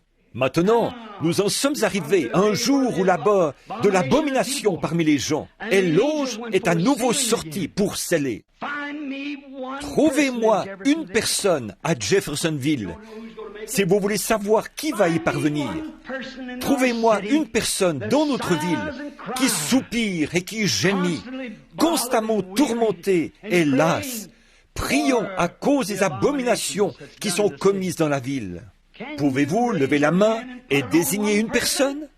Alors prenez ce passage de l'Écriture, étroite est la porte, et resserrez le chemin qui mène à la vie, et il y en aura peu qui les trouveront. C'étaient les seuls qui devaient être scellés. Oh, je peux vous en montrer des tas qui vont à l'église. Je peux vous en montrer des tas qui font partie de la chorale. Je peux vous en montrer des tas qui enseignent à l'école du dimanche. Je peux vous en montrer des tas qui sont à la tête de grandes sociétés. Je peux vous en montrer des tas qui crient, des tas qui parlent en langue, des tas qui travaillent pour l'Évangile. Mais montrez-moi un qui, du fond de son cœur, est si préoccupé par les péchés du monde. Montrez-moi un prédicateur aujourd'hui qui peut prendre position et condamner ces dénominations. Montrez-moi un prédicateur qui appellera les choses par leur nom et condamnera ces dénominations. S'il s'avisait de faire une chose pareille, il serait jeté dehors. Et c'est son gagne-pain. Rien d'étonnant que Billy Graham ait dit à Jack Moore qu'il ne pouvait pas comprendre que mes réunions tiennent le coup. Il a dit, il n'est pas baptiste, pas plus qu'il n'est méthodiste ou pentecôtiste. Ils sont tous contre lui. C'est sûr, je ne dis pas cela. C'est la raison pour laquelle j'ai dit que je ne pouvais pas le dire en public. Mais je le dis à ma propre Église. J'ai des luttes. C'est l'heure du test pour moi. Ils disent, si vous voulez venir, c'est d'accord. Mais ne dites surtout pas un mot au sujet de cela. Vous feriez aussi bien de ne pas gaspiller votre salive. Je prêcherai ce que Dieu a dit de prêcher. Absolument. L'un de ces 8 se trouvera bien quelque part. L'un d'eux sera quelque part. Ce jour-là, je ne veux pas être reconnu coupable d'avoir dit que j'avais fait des compromis à cause d'un credo, d'une doctrine d'église ou d'une dénomination quelconque. J'ai prêché la vérité. Ils disent, comment se fait-il que votre ministère, frère Branham, il semble être si grand? Comment se fait-il qu'il ne s'étend pas comme celui de ces autres hommes? En voilà précisément la raison. Tout à fait. Je me rends dans les villes. Pensez-vous que les assemblées de Dieu voudraient coopérer avec moi? Pas avec ce que je crois, en tout cas. L'une d'elles, à la rigueur, de temps en temps. Pensez-vous que les méthodistes le feraient? Essayez pour voir. Soyez mon manager pour une semaine. Si vous y entrez, ce sera au nom de Jésus. Parfaitement. Oh, bien sûr, ils vous font venir. Oh oui, mais ils vous font venir à un endroit quelque part, s'arrangeant pour ne pas s'afficher en aucune manière avec vous. Et puis, quand vous partez, ils disent, « Oh, mais frère Branham est un peu détraqué, vous savez, un tout petit peu. Si je suis détraqué, alors la Bible aussi est détraquée dans ses enseignements. C'est pourtant ce que dit la Bible. Oui, monsieur, regardez bien. Jésus a dit, « Pourquoi m'appelez-vous Belzébul ? Vous avez cru en Salomon, en son signe de discernement. Vous avez cru en son jour. La reine du Midi est venue des extrémités de la terre pour voir ce don. Et lorsqu'elle a vu, elle y a cru. Et vous restez là à le regarder tous les jours et vous n'y croyez pas. Ses propres frères ne le croyaient pas. Il a dit, « Montez, vous, à la fête. » Pour moi, je n'y monte pas pour le moment. Il est monté par un autre chemin. parce que ses propres frères ne le croyaient pas. C'est exact. Étroite est la porte, et resserrez le chemin, et il n'y en aura que peu qui l'y trouveront. Quant aux disciples, à l'heure de la confrontation, où étaient-ils? Une femme et un homme sont restés près de lui à la croix, Jean et Marie. Tous les autres étaient partis. Ceci est une confrontation. Le temps est arrivé. C'est le moment où Dieu fait des choses. C'est le moment où le Messie est sur la terre. C'est le moment où la puissance de Dieu agit dans son peuple. Et on les traite d'exaltés, de fous, d'aliénés et de choses semblables. Mais l'heure a sonné. Il y aura certainement de grandes désillusions au jugement. Oh, le contrebandier d'alcool, lui, il sait où il se retrouvera au jugement. Le coureur de taverne le sait aussi. La prostituée aussi sait où elle se retrouvera. Également, celui qui joue à l'argent sait où il se retrouvera. L'ivrogne aussi sait où il se retrouvera. Il ne sera pas désappointé. Mais ceux qui seront désappointés, ce sont « qui pensaient avoir raison. Quelle désillusion ce sera. Une fois arrivés là, ils diront, bien sûr, nous avons chassé des démons en ton nom. Nous sommes prédicateurs. Nous faisons partie de telle église. Nous avons fait de grands miracles. Oh, nous avons prêché. Mais j'ai été intendant dans l'église. J'ai été évêque. J'ai été ceci ou cela. Retirez-vous de moi, vous, ouvriers d'iniquité. Je ne vous ai jamais connu. Et voilà, c'est là que sera la désillusion. Il a dit, les enfants de leurs enfants viendront se mettre à table dans le royaume, disant, nous avons le droit d'être ici. Et ils seront jetés dans les ténèbres du dehors, où il y aura des pleurs, des gémissements et des grincements de dents. Étroite est la porte, resserrez le chemin qui mène à la vie. Il y en aura peu qui l'y trouveront. Et vous, mes bien-aimés, ce matin, écoutez bien. Ce n'est pas moi qui ai inventé ceci. Je suis chargé de le dire. Ma responsabilité s'arrête là.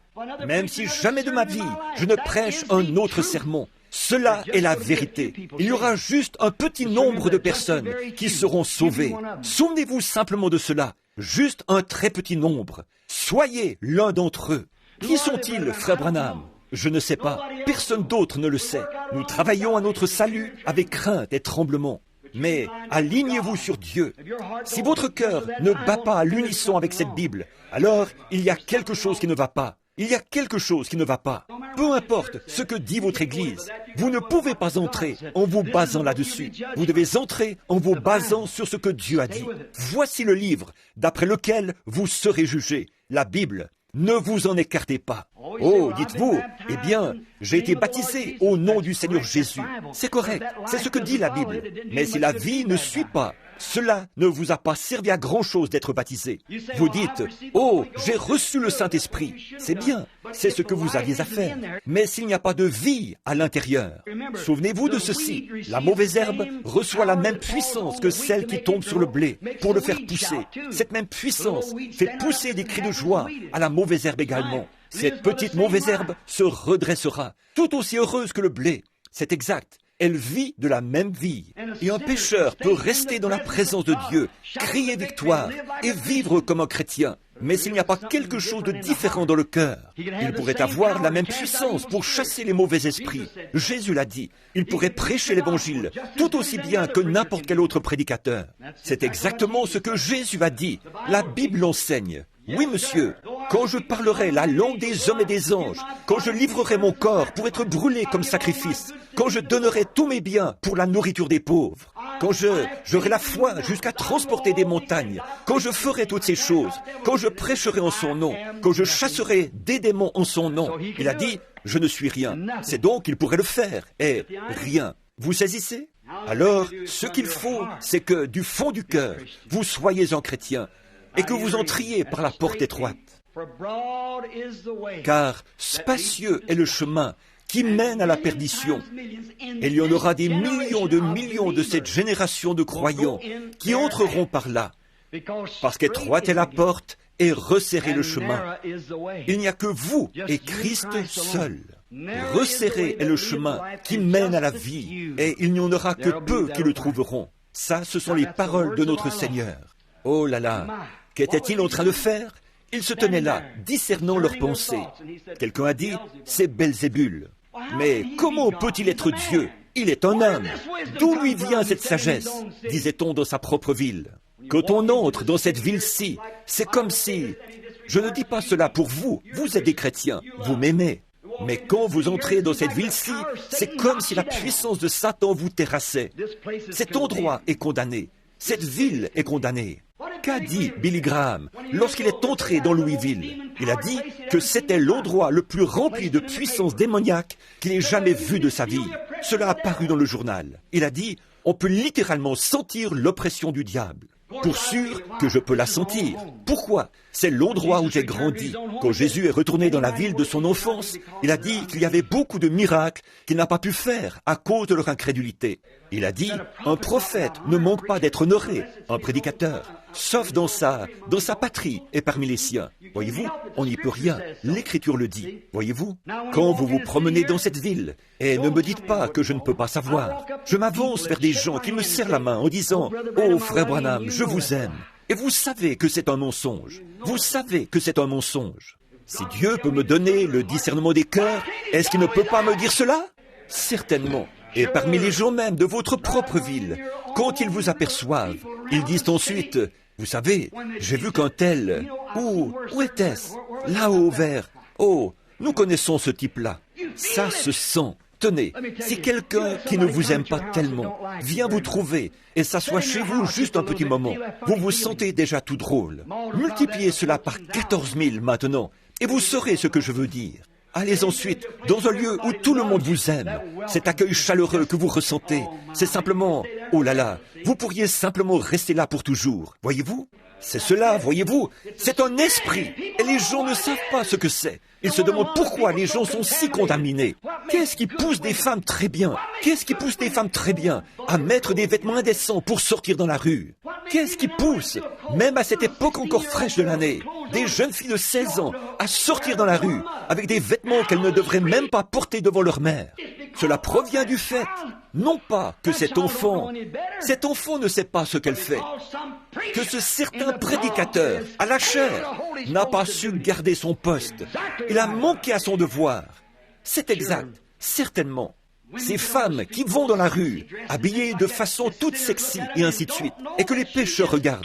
Cette femme ne sait pas qu'en fait, elle est tout aussi coupable que si elle avait vécu avec cet homme. Jésus l'a dit. Jésus a dit, quiconque regarde une femme pour la convoiter a déjà commis un adultère avec elle dans son cœur et aura à en rendre compte au jour du jugement. Étroite est la porte et resserrez le chemin. Je sais que vous me trouvez dur. Je ne suis pas dur. Je suis votre frère et je vous aime. Fuyez la colère à venir. Allez à la croix et pleurez jusqu'à ce que votre cœur soit rempli de son esprit. Cela vous fera tourner le dos à toutes les choses de ce monde et marcher pieusement devant sa face, votre cœur brûlant d'amour pour lui.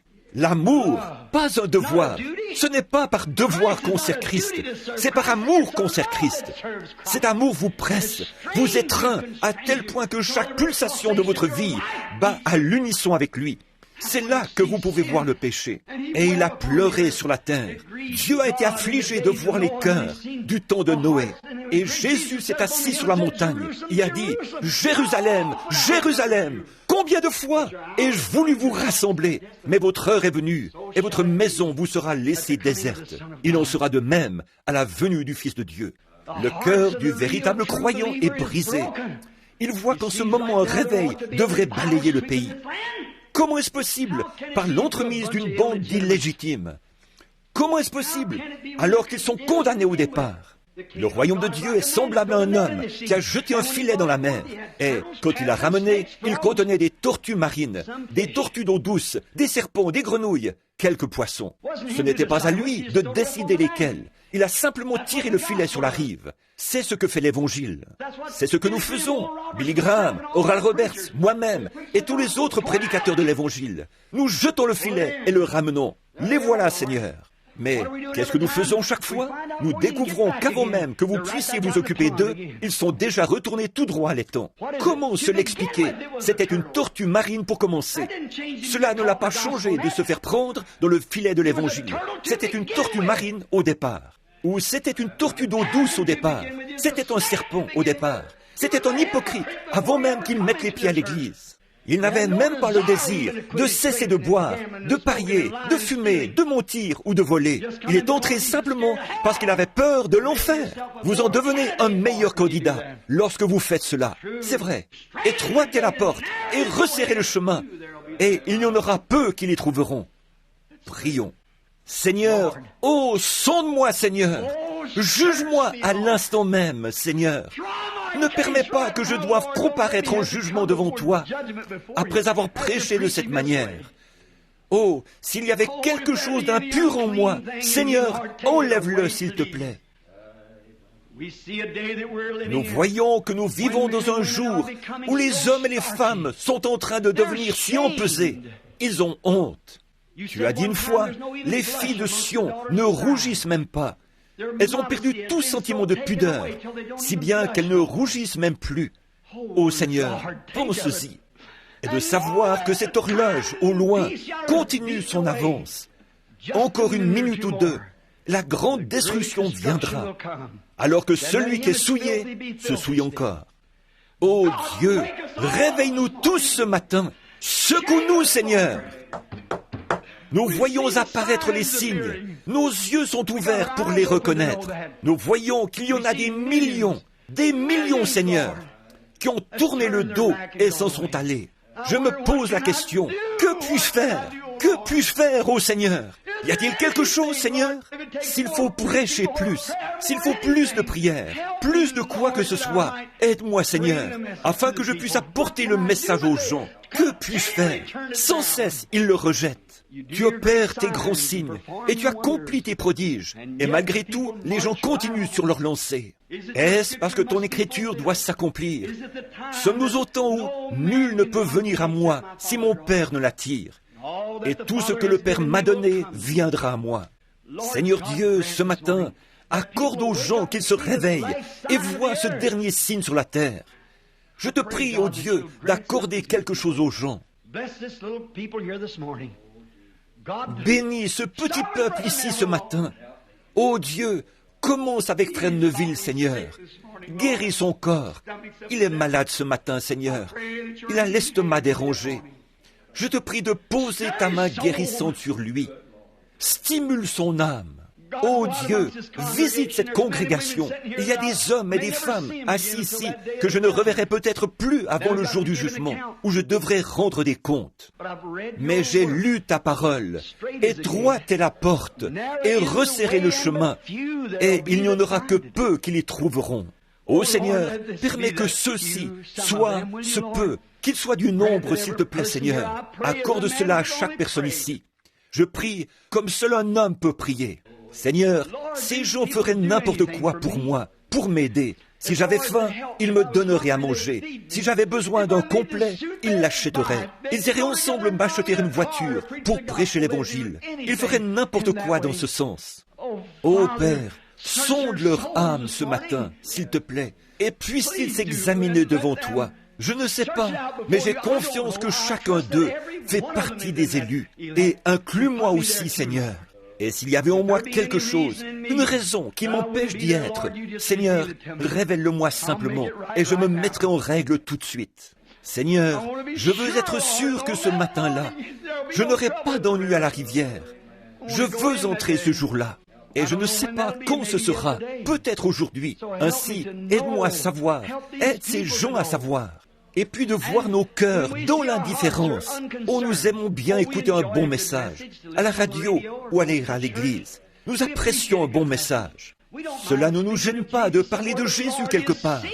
Mais Seigneur, le péché est-il un tel fardeau pour nous que nous en avons les larmes aux yeux, soupirant et gémissant, et nous élevons contre cela, contre toutes ces abominations qui sont commises dans la ville. Seigneur, que l'ange de Dieu puisse voir cela et mettre une marque sur nous. Accorde-le, Seigneur.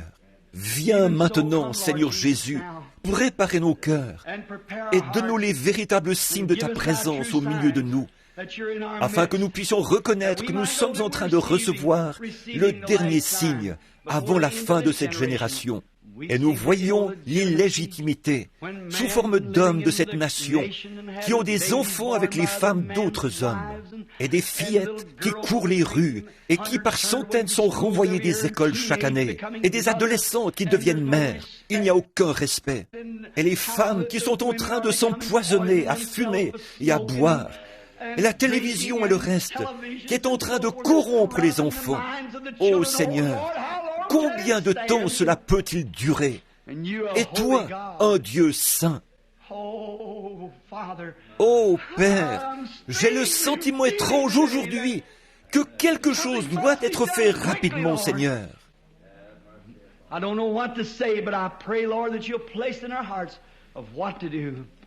Je ne sais que dire, mais je te prie, Seigneur, de placer dans nos cœurs ce qu'il faut faire. Accorde ces choses, Seigneur. Nous les demandons au nom de Jésus. Amen.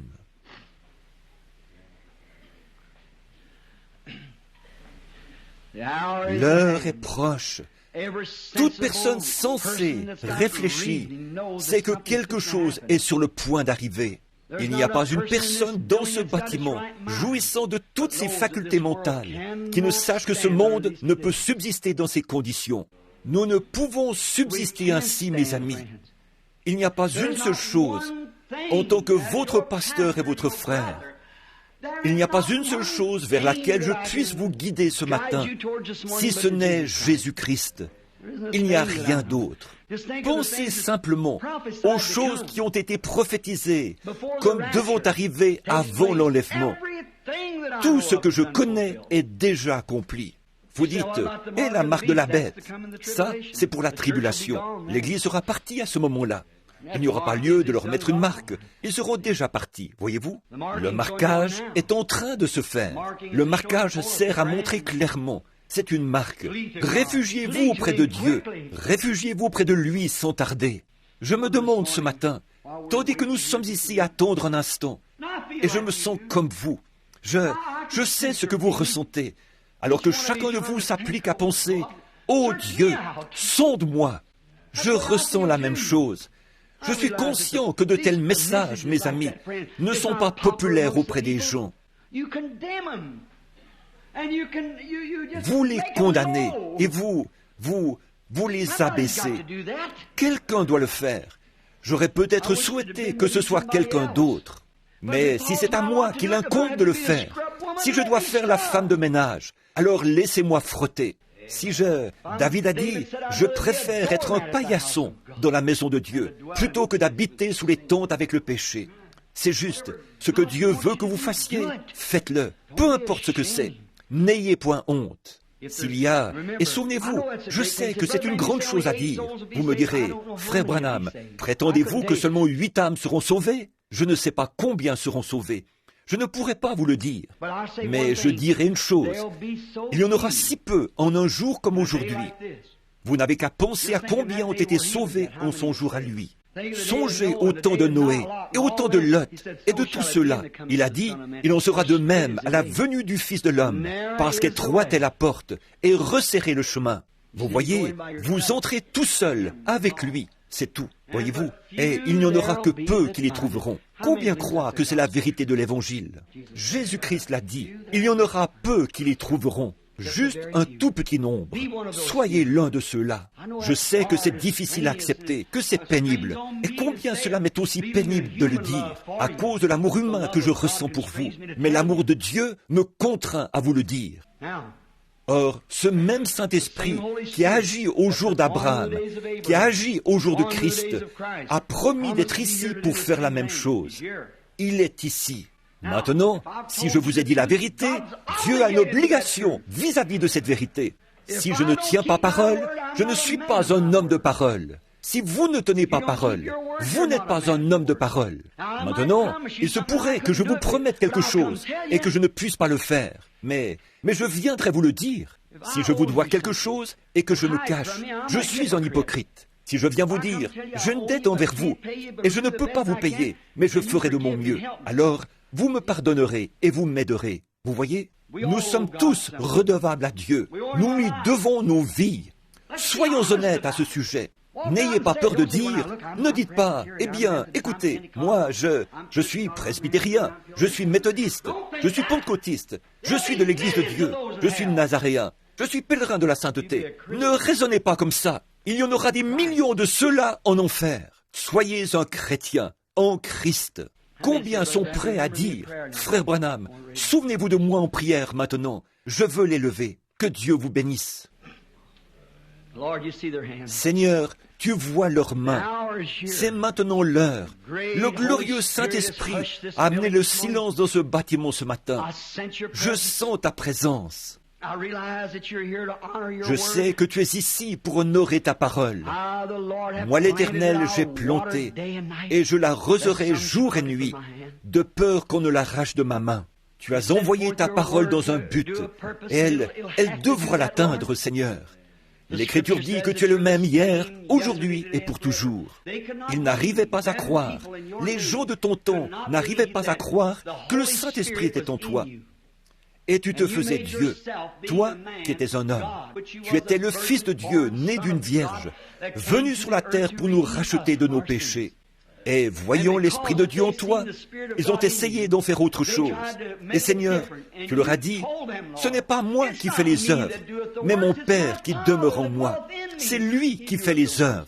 Vous qui appelez Abraham votre père, Abraham a vu mon jour. Bien sûr qu'il l'a vu. Quand il se tenait près de lui, il a vu accomplir ses œuvres, ce signe. Il a vu mon jour et il s'est réjoui. Il a dit, vous êtes dans l'erreur, parce que vous ne comprenez ni l'Écriture, ni la puissance de Dieu. Il ne comprenait pas que Dieu ait pu couvrir une vierge de son ombre et produire un fils par une naissance virginale et habiter dans la plénitude de sa puissance dans ce seul homme. Et qu'il puisse, par ce même sang, pris de ce corps qu'il a offert en sacrifice, sanctifier un peuple dans lequel il puisse vivre et poursuivre son œuvre jusqu'à la consommation finale. Ô Dieu, réveille les gens afin qu'ils voient cela. Accorde-le. Sauve tous ceux qui ont levé les mains. Purifie leur cœur. Seigneur, mes mains aussi sont levées. Purifie-moi, ô Seigneur. Ceci est une maison de correction. C'est un endroit où nous devrions être lavés. Laisse le Saint-Esprit nous laver ce matin et nous purifier de la corruption.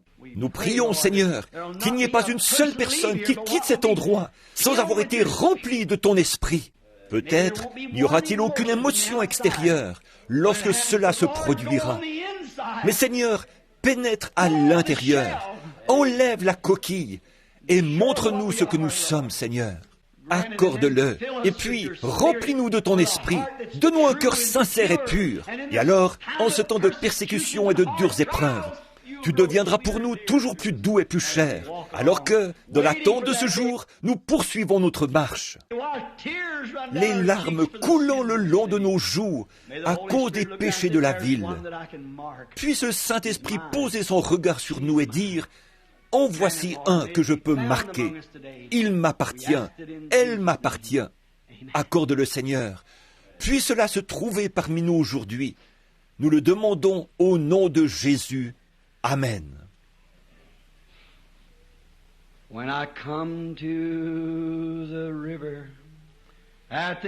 Lorsque, à la tombée du jour, j'arriverai à la rivière, et que les vents de tristesse auront soufflé pour la dernière fois,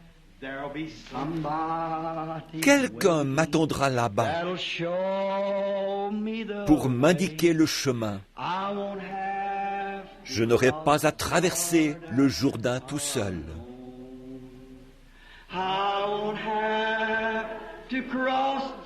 Je n'aurai pas à traverser le Jourdain tout seul. Jésus est mort pour expier tous mes péchés. Lorsque je verrai paraître l'obscurité,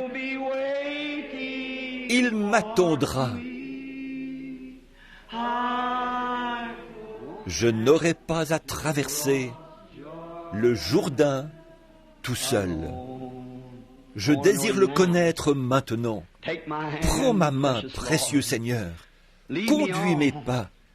permets que je tienne bon, permets que je tienne ferme ici, Seigneur, contre tout ce qui s'appelle le mal, contre toute apparence de mal. Peu m'importe ce qu'on peut en dire, Seigneur, permets que je tienne bon.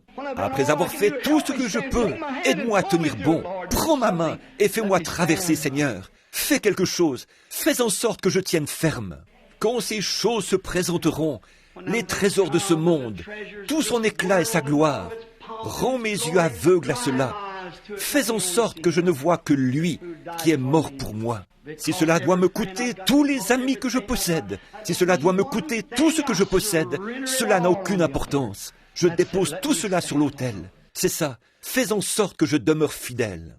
Et un jour, lorsque le dernier souffle passera sur mon visage, que je saurai que mon cœur est en train de lâcher et que mes jours sont finis, que mon temps est terminé et que ma carte est retirée du fichier. Je ne veux pas traverser le Jourdain tout seul.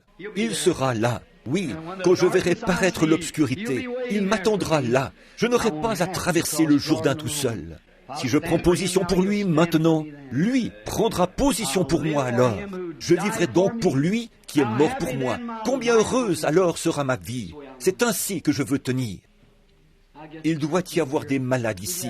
A-t-il distribué des cartes? J'ai oublié. Ont-ils distribué des cartes? Des cartes ont-elles été distribuées? Quelqu'un a-t-il une carte de prière? Non. Je suis en train d'attendre le Saint-Esprit.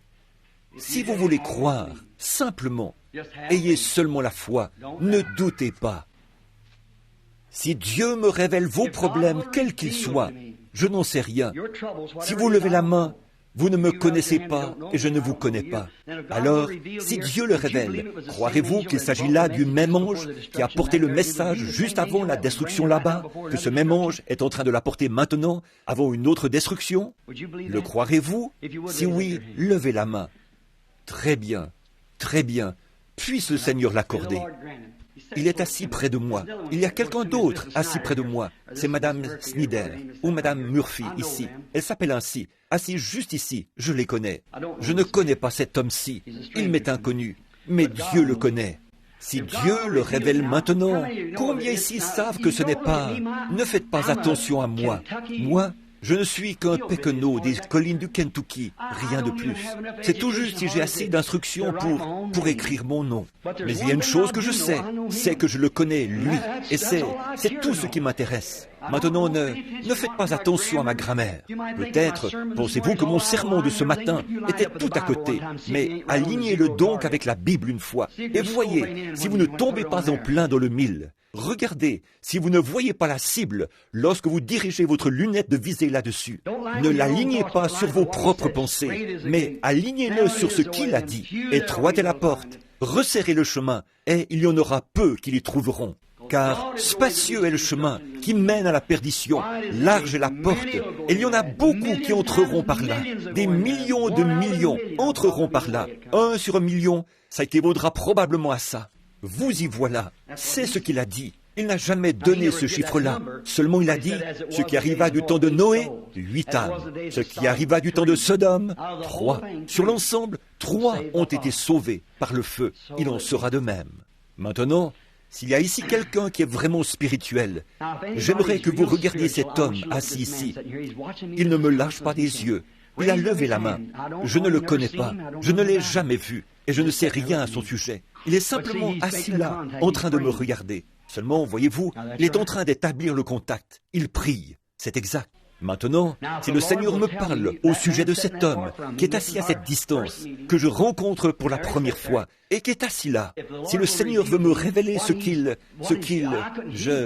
ne peux pas le guérir. Je ne peux pas le faire. Parce que Dieu l'a déjà fait.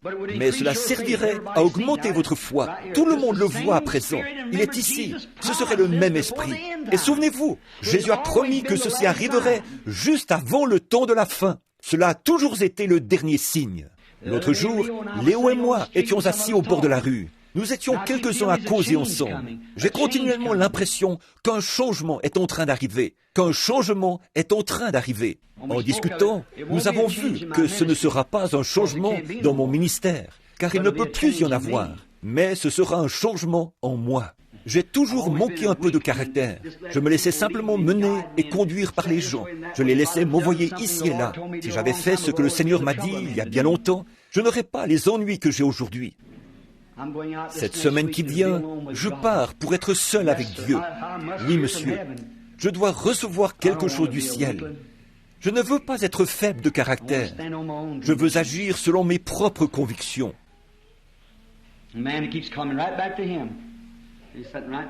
Cet homme, cela revient toujours vers lui, parce que cet homme-là croit. Il croit vraiment. J'ai beau regarder partout dans l'auditoire, cela revient constamment sur cet homme. Il a un besoin, il a un fardeau, mais ce fardeau qu'il a concerne quelqu'un d'autre. C'est exact. Vous êtes en train de prier pour quelqu'un d'autre. Vous avez quelqu'un à cœur. C'est vrai, n'est-ce pas? Il s'agit d'un ami. Si je vous dis ce qui ne va pas avec cet ami, croirez-vous que je suis le serviteur de Dieu? C'est un problème d'alcoolisme. C'est cela. Si c'est juste, levez la main. Croyez-vous? Quelqu'un de ce côté-ci a levé la main. Une femme. Quelqu'un. Oui. Vous ne me connaissez pas? Je suis un inconnu pour vous. Je ne vous connais pas. Mais Dieu vous connaît. Le croyez-vous? Si Dieu me révèle ce qui vous tient à cœur, croirez-vous que je suis son serviteur? Petite dame, ce qui vous préoccupe, c'est ce bébé. C'est exact. Et ce bébé a de l'eczéma sur le visage. Le médecin ne peut rien y faire. Vous êtes étranger ici, vous et votre bien-aimé assis là. Croyez-vous que Dieu peut me dire qui vous êtes et d'où vous venez? Vous le croyez? Accepterez-vous la guérison du bébé s'il le fait? Très bien. Vous pouvez rentrer à Somerset, au Kentucky, d'où vous venez. Croyez qu'il s'en remettra et l'eczéma quittera le bébé. Si vous pouvez le croire. Lorsque j'ai mentionné ce mot, quelqu'un qui vient de Somerset, au Kentucky, et qui est atteint d'une maladie de cœur, était debout, dans le hall là derrière, en train de prier. Croyez-vous que Dieu le rétablira? Si vous le croyez de tout votre cœur, si vous croyez que Dieu guérira et redonnera la santé. Ici, je crois que j'ai vu une main se lever de ce côté-ci, celle d'une dame. Oui, j'ai vu votre main. Vous suis-je inconnu, madame? Je ne vous connais pas. Nous ne nous sommes jamais rencontrés. Croyez-vous que je suis son serviteur? Vous le croyez? Vous avez un fardeau sur votre cœur, ou quelque chose. Si Dieu me révèle ce que c'est, croirez-vous qu'il s'agit là du même esprit que celui qui était en Christ? Votre mari, qui est assis là, le croira-t-il aussi? Le croirez-vous aussi? C'est au sujet de votre petite fille, assise à côté de vous. C'est exact, elle a le cancer. Mais croyez-vous que Dieu la guérira? Si oui, levez la main. Très bien, posez votre main sur l'enfant. Seigneur Jésus, en présence de ton esprit, je condamne le démon qui est en train de tuer cet enfant. Je place par la foi le sang de Jésus-Christ entre ce tueur et l'enfant. Qu'elle vive. Amen. Ayez foi en Dieu. Ne doutez pas. Si tu peux croire, tout est possible. Si vous pouvez croire, tout est possible. Exactement. Quelqu'un d'autre, à l'arrière, a levé la main, quelque part. Vous, la dame, là au bout. Croyez-vous que je suis le serviteur de Dieu? Je ne vous connais pas. Vous ne me connaissez pas. Croyez-vous que Dieu peut me révéler quel est votre problème? Accepterez-vous alors Jésus comme votre guérisseur ou comme celui qui pourvoit, selon le cas? Vous le croirez alors? Très bien. C'est cette dépression nerveuse que vous avez eue. Voilà ce que c'était. Si c'est exact, levez-vous. Si c'est exact, simplement pour que les gens voient que c'est la vérité. Très bien. Cela vous quittera maintenant. Vous pouvez rentrer chez vous, être en bonne santé. Dieu vous bénisse. Vous êtes aussi du Kentucky, c'est juste. La dame assise à côté de vous est du Kentucky également. Oui, aussi. Je ne vous connais pas, n'est-ce pas? Mais je peux vous dire qu'il y a quelque chose qui ne va pas en vous. Si je peux vous dire ce qui ne va pas en vous, accepterez-vous Christ comme votre guérisseur? C'est votre hanche. Si c'est exact, levez la main. Levez-la bien haut pour que les gens puissent voir. Très bien. Rentrez chez vous maintenant. Cela vous quittera. Votre foi vous guérit. Je vous engage instamment à croire. J'engage instamment votre foi à croire. Il y a une dame assise ici, en prière. Elle tient son mouchoir devant son visage. Je ne vous connais pas. Dieu vous connaît. Vous êtes de Joliet dans l'Illinois et vous avez une tumeur. C'est tout à fait juste. Vous pourriez vous demander, oui, c'est la dame que Rosella a amenée. C'est exact. Attendez, elle m'a parlé de cela, mais elle ne savait pas que je ne connaissais pas du tout cette femme. C'est juste. Il s'est simplement trouvé que cette femme avait une grande foi. Je vais vous dire une chose que vous savez que j'ignore. Vous priez pour cet enfant assis ici au bout du banc. Elle est malade. C'est votre enfant. C'est vrai. Amen. Ça, vous savez que je ne le savais pas. C'est cela. C'est le Saint-Esprit. Le croyez-vous? L'acceptez-vous? Si cela est vrai, alors ce que j'ai dit au sujet de « étroite est la porte et resserrez le chemin » est vrai. Jésus-Christ, le Fils de Dieu, est ici même. Maintenant, l'Esprit de Dieu vivant est ici même. Le croyez-vous? Alors, laissez-moi vous dire, je ne suis pas quelqu'un qui peut guérir. Je ne suis pas un guérisseur. Mais l'Esprit de Dieu m'a simplement choisi pour se manifester. Je n'ai aucune instruction. Je ne connais rien à rien. Mais c'est son esprit qui le fait, vous voyez? Et il veut que vous sachiez que je vous ai dit la vérité. Voici la vérité. Jésus-Christ guérit chacun de vous à l'instant même, si vous voulez bien le croire. Maintenant, tout comme si cela s'est produit à Kingston, les missionnaires qui sont là derrière, ou ces gens-là, ont vu cela se produire à Kingston. Les gens étaient guéris par milliers. Pourquoi cela ne fonctionne-t-il pas ici en Amérique, avec ce que nous avons ici présentement? Pourquoi n'arrivons-nous pas à y croire? C'est parce que nous ne pouvons pas franchir ces petits rapides là-bas. Le croyez-vous? Levez vos mains. Maintenant, ces mêmes mains, posez-les sur quelqu'un à côté de vous. Je vais prier pour eux d'ici. Et n'ayez plus jamais de doute dans votre cœur. Ceci mettra un terme à la chose. Oh là là, frère Neville, combien j'ai souhaité, combien j'ai prié, combien j'ai... Peut-être pensez-vous que je suis hors de moi. Pas du tout. Je sais exactement où j'en suis. Si seulement je pouvais arriver à vous transmettre cette petite chose. Vous rendez-vous compte que Jésus-Christ, le Fils de Dieu, est ici ce matin, au milieu des gens maintenant? Maintenant même, il est présent. Il est en train de se manifester. Mais direz-vous, frère Branham, c'est vous qui avez dit cela. Comment ai-je fait pour le dire? Je ne vous connais pas. Voilà une autre femme qui a la tuberculose. Vous êtes guérie, sœur. Dieu vous bénisse. Je vous demande pardon. Vous étiez en train de prier pour une femme atteinte de tuberculose, car c'est une femme aux cheveux gris. Très bien, croyez-le.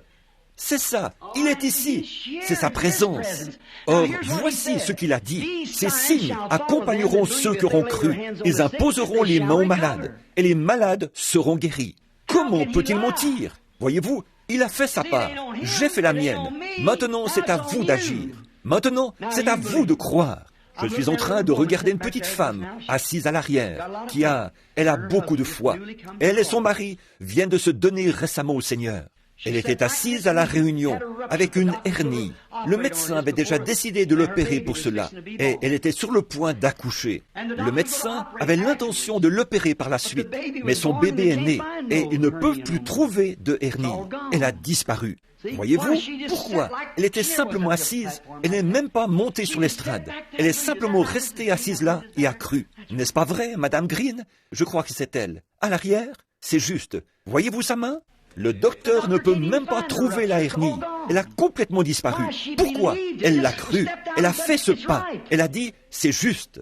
Maintenant, vous faites de même. Et toutes vos afflictions devront vous quitter. Si Dieu peut envoyer quelque chose dans le corps humain, à ce fantôme, cette morsure de serpent qui était dans le pied de cet homme, en train de l'empoisonner pour le tuer, s'il peut l'arrêter et le tuer net, à combien plus forte raison peut-il tuer les maladies de votre corps? C'est que cet homme-là était dans la détresse et devait obtenir du secours. C'est aussi votre cas.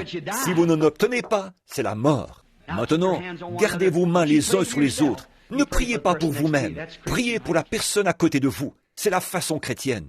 Apprenez ceci, apprenez ceci. Ce que vous faites aux autres, c'est à Christ que vous le faites.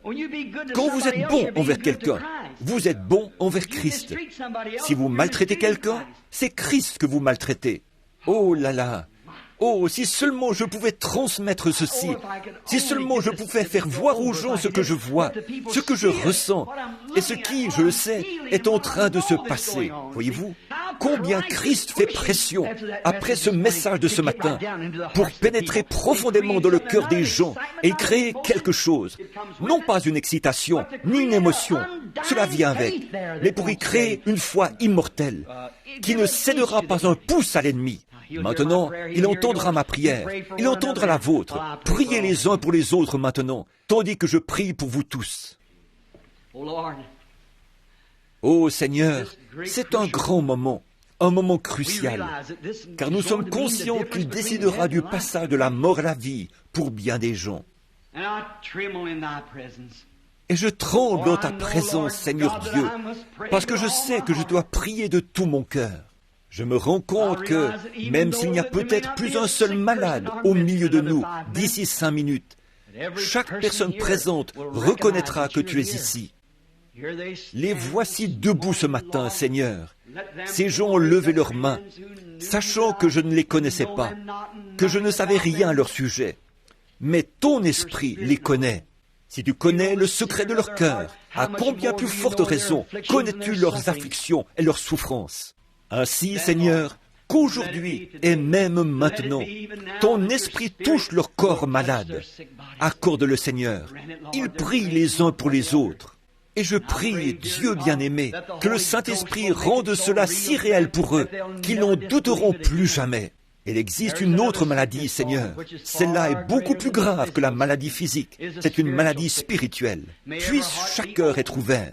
Seigneur, comment est-il possible? Tu t'es tenu là, aux côtés d'Abraham, et as accompli exactement la même chose. Tu as dit à Sarah, qui était derrière toi, nous déclare l'Écriture, lorsqu'elle a ri dans la tente, tu le lui as dit. Et Abraham a reconnu qu'il s'agissait là d'Élohim, le grand Dieu.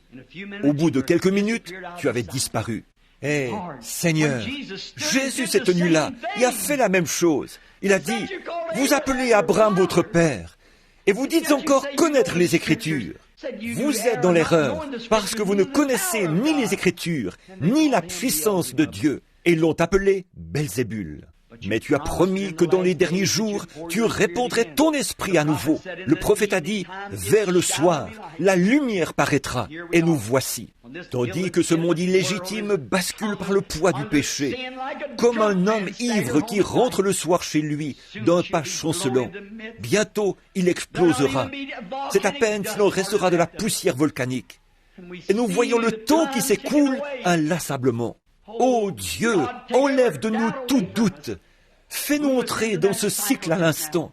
Viens, Esprit Saint, étends tes grandes ailes, plane maintenant au-dessus de ce petit auditoire et sature leur cœur de ta présence. Fais-leur savoir qu'ils sont dans la présence de Dieu, que c'est toi. Je suis l'Éternel qui guérit toutes tes maladies. Et puisse ta présence produire un tel effet sur leur cœur qu'ils repartent d'ici ce matin en croyant avec tout ce qui est en eux. Et puisse chaque personne malade et affligée être guérie. Car en tant que ton serviteur, je condamne chaque démon, je condamne la maladie, je condamne Satan. Tu as perdu et tu n'es rien d'autre qu'un bluffeur. Et nous te démasquons ce matin dans le nom de Jésus-Christ. Et en tant que son serviteur, prêchons sa parole et disons aux gens la vérité, c'est-à-dire de se mettre en règle et de s'aligner sur la parole de Dieu. Je te condamne, Satan, dans le nom de Jésus-Christ. Retire-toi de chacune de ces personnes, venues de près et de loin pour être guéries. Quitte cet auditoire et ces gens, je t'adjure par le Dieu vivant. Et la Bible dit, la prière fervente du juste a une grande efficace. Et beaucoup d'hommes justes ont posé leurs mains sur les malades, ici ce matin. Oh Satan, tu aimerais leur faire croire que c'est moi, alors tu leur retirerais la gloire qui leur revient. Mais c'est leur foi en Dieu aussi, ils croient à Dieu. Et tu devras bouger à cause de leur foi. Ainsi, mets-toi en route pour partir d'ici. Va-t'en dans les ténèbres du dehors, où se trouve ta demeure. Je te condamne dans le nom de Jésus-Christ, par l'autorité de la Bible de Dieu et de ma commission donnée par un ange. Maintenant, va-t'en dans le nom de Jésus-Christ et rends-leur la liberté. Amen. Croyez-vous de tout votre cœur que vous êtes guéris? Levez la main et dites, j'accepte maintenant Jésus-Christ comme mon guérisseur. Toutes les ombres ont disparu de moi. Je l'accepte maintenant dans la plénitude de sa puissance, dans la béatitude de sa présence. Je l'accepte.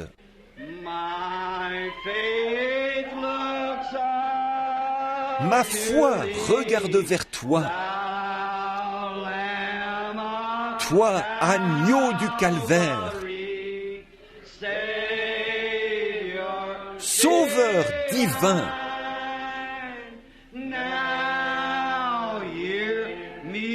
Écoute maintenant ma prière. Enlève tous mes péchés. Que je ne m'égare plus jamais loin de toi.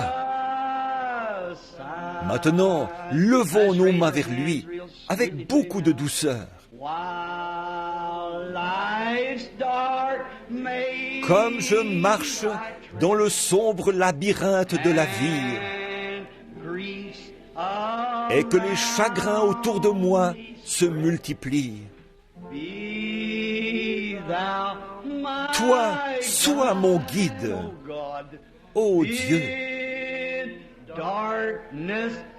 Ordonne que les ténèbres se changent en jour.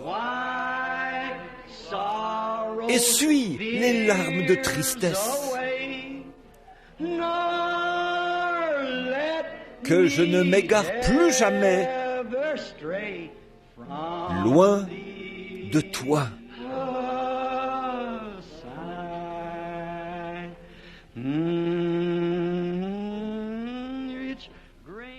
Riche grâce.